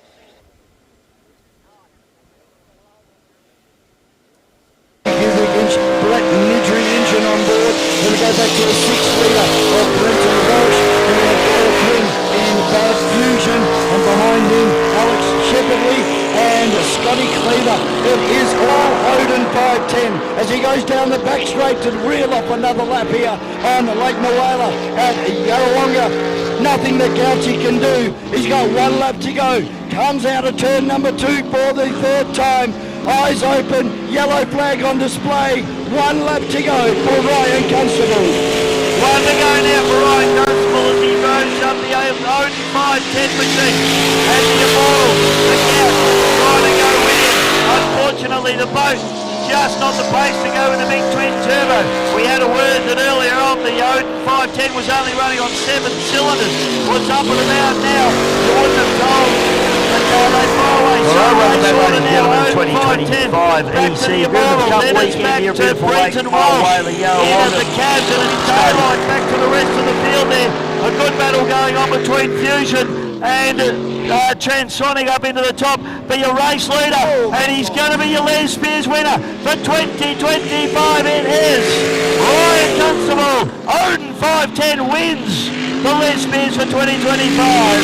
Lucas Earl motor, Mark Ouchie comes across the line in second place. Then a great result for Brenton Walsh driving cabs on his 6 litre up against some unlimited boats. But a great effort from Brenton Walsh to finish in third position. Fourth place, Alex Shepherdley. He's been fast all weekend. Next one, Darryl Quinn in Bad Fusion. And rounding out the field, Scotty Cleaver in his first race meeting into this blown unlimited boat. The tops of those sponsons, and once they go, you'll hear the propeller, it cavitates, and then when they pop up on the plane, you'll hear the revs come down as it bites and bogs, and then the boat takes off. So that's just standard hydroplane fare. So are all of our runners in a straight line? No, Dewey's trying to catch up. Oh no, that's Predator. It is, that's Andrew Andrew Donahue. Dewey looks like he's on pole 1 actually. Yeah, Predator Andrew trying to catch up. Yeah, he's going to have to boat slow right down. They'll hang on to him here because they haven't. They've let him go early. So Donahue goes. Corey Marlin got the best of the start from Andrew Donahue in Predator. Dewey Nichols in third place at the moment as they turn into turn number 1 for the first time. Corey Marlin out of the Gold Coast driving for Grant Harrison in Melton 100, doing a great job around the outside. But have a look at Predator. Andrew Donahue, remarkable increase in performance in the Predator. Then we go back to Oscar Stevenson, Dewey Nichols on the inside, and the Holland Twister on the outside. Brad Holland sounds like he got a little bit of a miss in that engine, mate. It was hardly surprising considering it was upside down yesterday in the drink. They've done a great job to get it back out on the water. One of the most competitive boats in the field, but unfortunately it looks like he's a little bit off the pace, although he is coming around the outside of Dewey Nichols, so it might clear itself. Down the back chute though, it is Corey Marlin in the Melton Toyota 100. Oh, he's over! Oh, big blow over there. Huge Corey over there for Corey Marlin. He lands it the right way up. He opens the hatch. He's okay. That was huge. Oh my goodness. Wow, into the headwind, and Corey Marlin finds out what it's like to be a hydroplane driver. All the hatches go up. Corey's okay. The hatch went straight up. He comes out of the boat. That's great news. But gee whiz, that was an enormous blow over there from Corey. That was 2.5 with a pike in the middle. Yeah. And next safety innovation in these boats will be parachutes. There's Corey, mate. Have a look at that. Climbs out, safe as houses. Well done to Corey Marlin for getting out of that one. What a massive... I've never seen a 1.6 blow over like that. That was 2.5 times with a pike. That was insane. And look where it occurred, David. Straight right at the spot we've been talking about. All weekend there has been issues with that particular part of the water. Yep. And there's another one, another unfortunate victim to Lake Moala. Now that landed transom first, mate. I just hope it hasn't broken the back of that hull because they can do that, break themselves in half when they land. It would have been quite an impact. Corey's a pretty young, fit guy. I'm sure he'll be okay, but that will have rung the bells for him. There's no doubt about that. Now, if anybody needed a hug from his mum and a lie down. Well, I tell you what, mate, 2 blowovers in 1.6 this weekend, and I can't remember the last time if ever, I've seen a 1.6 litre blowover backwards. I've seen plenty of them barrel rolling corners. We're going to have a look at a replay for those watching at home, but we see Corey standing on the deck of the boat there. He's fine. Now, there's been a recent... Here we go. Let's have a look here, Vaughan, as we're just watching on the GP. And for those of you on site, you can be on the GP Hydro live stream or you can re-watch it later on. But starts to get unsettled now. Starting to sponsor and walk from side to side. And then it's straight up. Here he goes. It's just a gentle rise back in the water and then another gentle rise, but that rise just keeps getting bigger and bigger and bigger. So there's one, and he is 2.5 times the length of that boat out of the water. Landed on its transom. That's a huge impact. Yeah, see it land on its transom. That's why I'm worried that it may have broken the back of the boat. I hope it hasn't. They're pretty tough little boats, and anything built by the GP1 team is very, very strong indeed. But the main thing is that Corey is out of that boat. Straight away that hatch went up, which is the indication to the rescue crew that I'm okay. Well, what a shame there. And, well, Harrow's been campaigning that boat for quite a few years now, and we've never seen it get loose like that. But that headwind, the combination, I think, of the headwind and also that current that we've spoken about with the river, it probably was the thing that set it up. And then once it got air underneath its sponsons, that was it. It just wanted to be an aeroplane. So Corey Marlins, he stepped out of displacements into hydroplanes, and it's bit him, and it's bit him hard. He's probably going to go back to displacements after that one. Yeah. Dave, they've just had a recent update to their regulations where their camshafts were allowed to be a bit more freer. Yeah, that's right. There is another controlled camshaft which gives them a little bit more power. Has that got anything to do with two blowovers? Well, look, I don't think so. I mean, I think the twister boat has always been a little bit loose on the front end, and it was probably only a matter of time, to be honest, before Brad found the limit with that boat, and he found it today. Or yesterday? I can't remember what days. What now? Yeah, it was yesterday. And then Corey, as I say, I mean, probably been a bad luck. Their inexperience in a hydroplane, that rough section of course that we've spoken about all weekend, that undercurrent there, and then of course a bit of a headwind as well. Donegal's, he sends it back to the pits. Give him a big wave. I'm afraid to wave to him because he'll blow me a kiss. Wow. More drama here at the EC Griffiths Cup for 2025. Well, that was a massive blowover.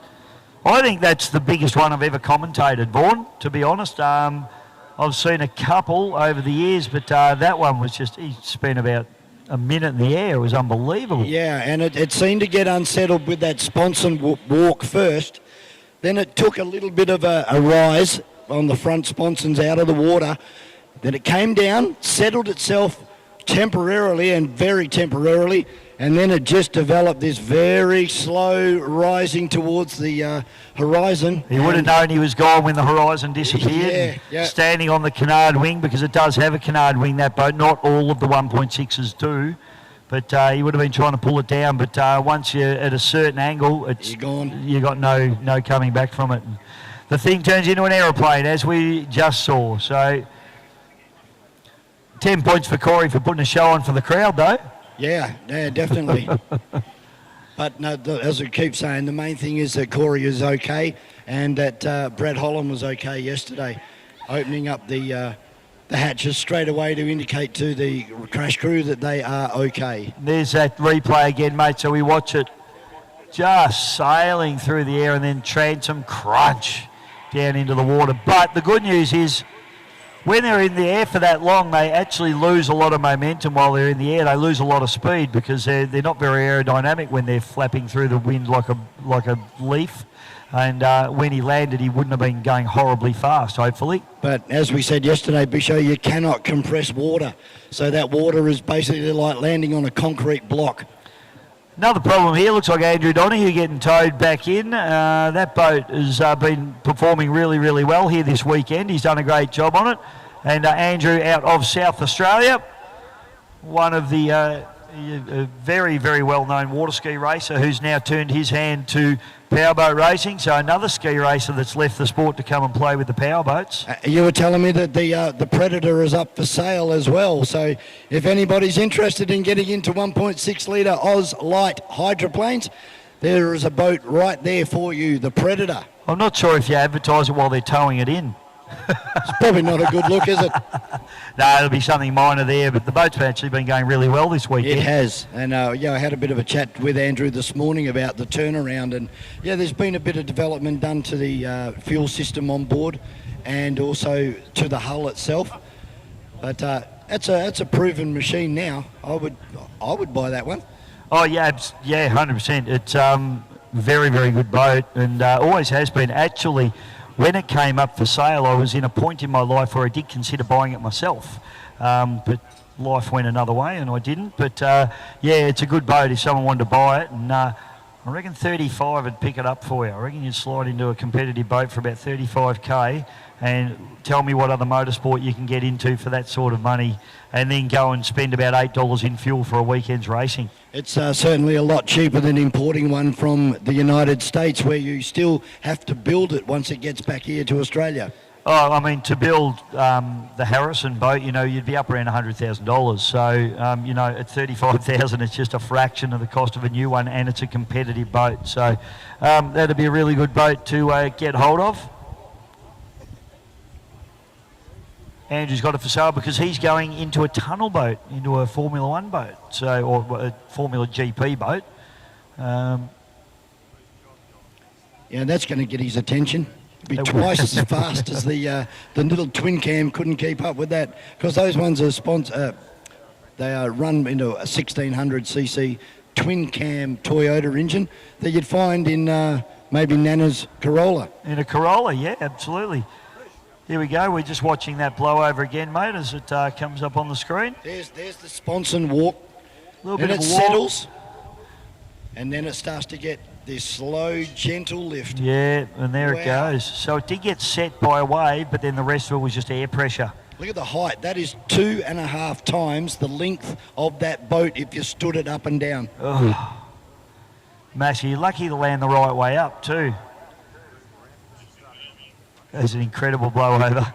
Hey, there's one thing you're going to do. If you're going to crash your boat, make sure it's on camera. Yeah, well, they say if you can't win... Was that your it's camera, spectacular. Neil? Was that your camera? You got that? Well done. Neil Cullis getting all the footage for you, folks. He's happy with himself. Cameramen love it when they get a crash. They do. Nobody else does, but cameramen get off on it. Well, mate, we've got a little bit of a clean-up here. We'll just take a short break in commentary, but we will be back with more racing very, very soon. This is the 2025 EC Griffith Cup. I hope you're enjoying all the action. We'll be back in a moment.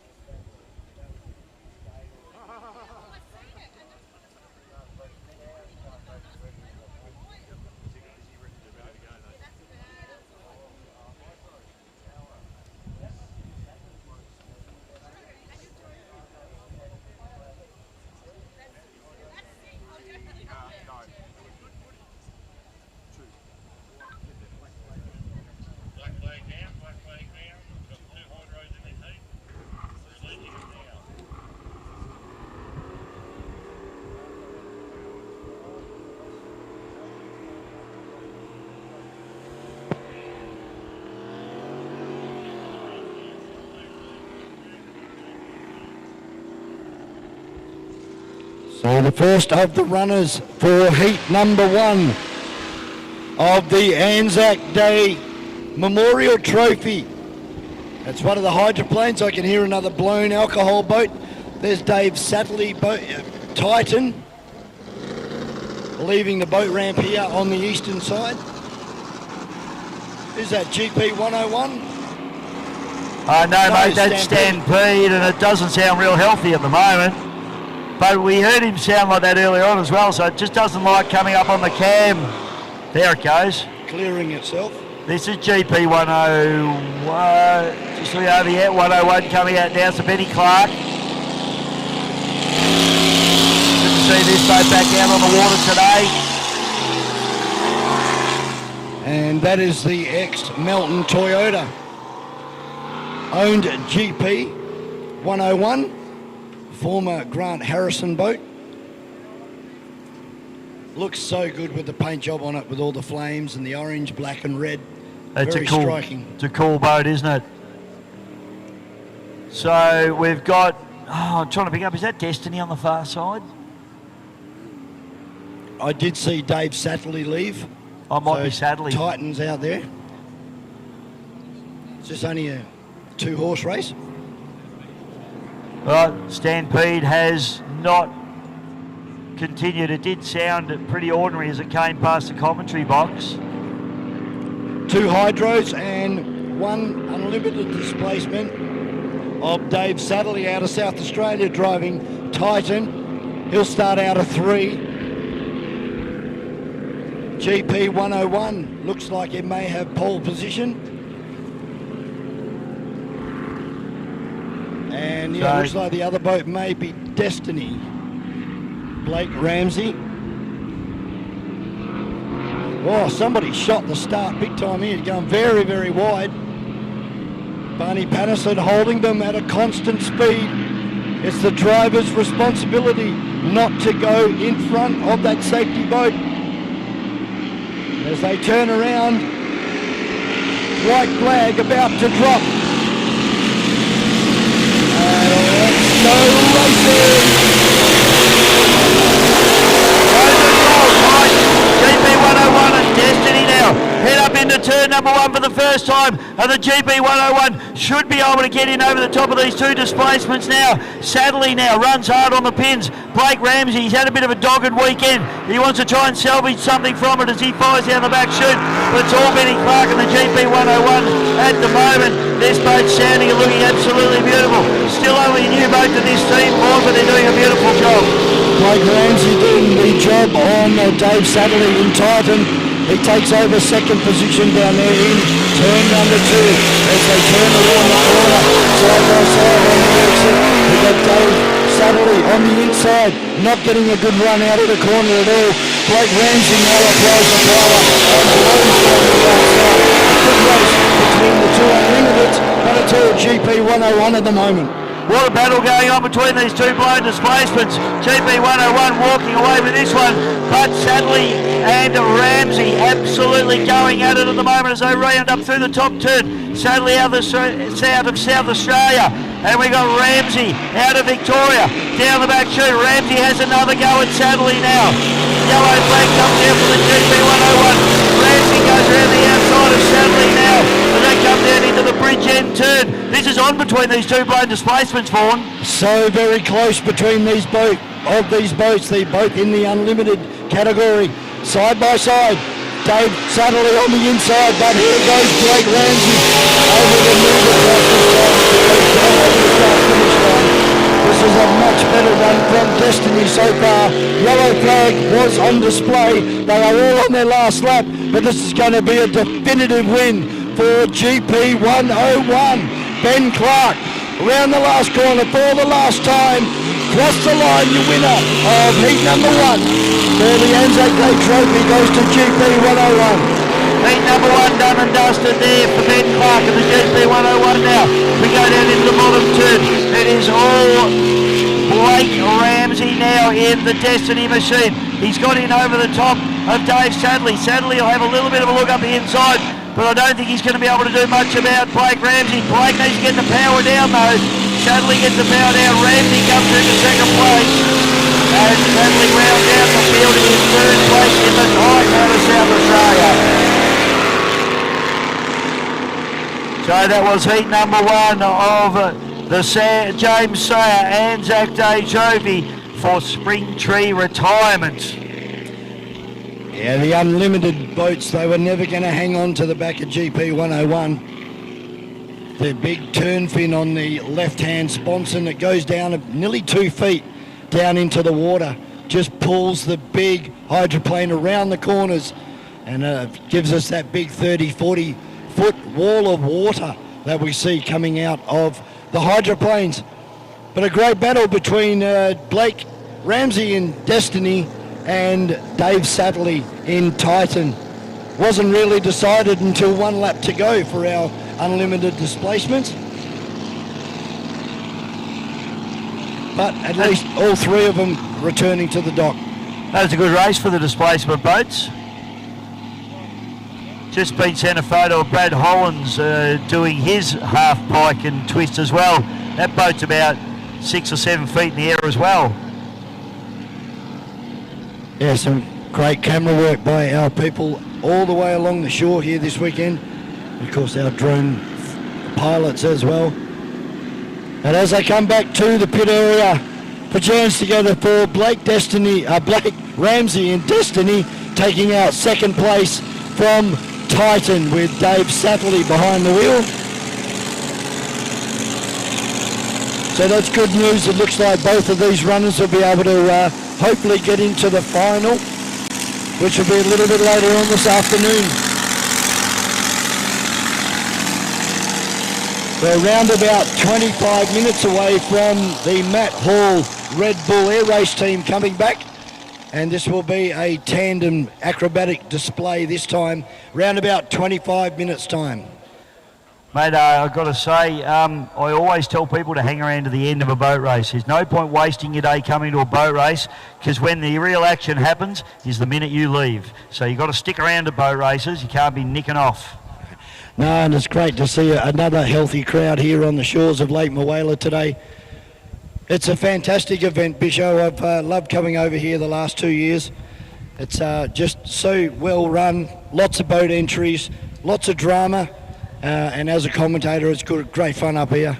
We have a ball, don't we, mate? And yeah, sorry, I missed out last year. I was a bit slack. I went and raced a car up in Sydney. I won't make that mistake again. And the Sydney Motorsport Park? Yes, it was. The Flying Dado? It's a good track. Oh, yes, it's a good track. Don't back off at turn 1 in your Datsun. It's my advice. Never lift. There's a nice wall on the left-hand side there. There is. Don't hit that either. No. Yeah. Or the other one, it's out on driver's right. If you hit that one, you're in real trouble. You're going pretty fast if you hit that one too. Yeah, you've had a brake failure or something to get out there.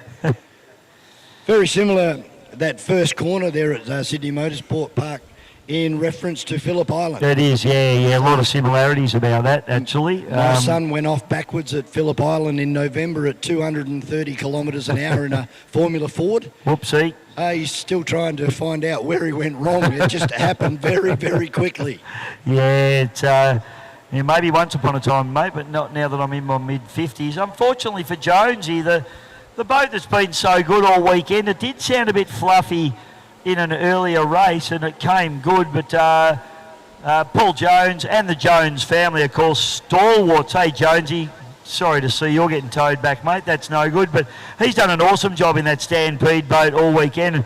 And the shame about that is, mate, it was so quick in its last race that it did. Yeah, in the 6-litre hydroplane, she was awesomely fast. They reckon they always go good just before they let go. Oh, yes, I've heard that before.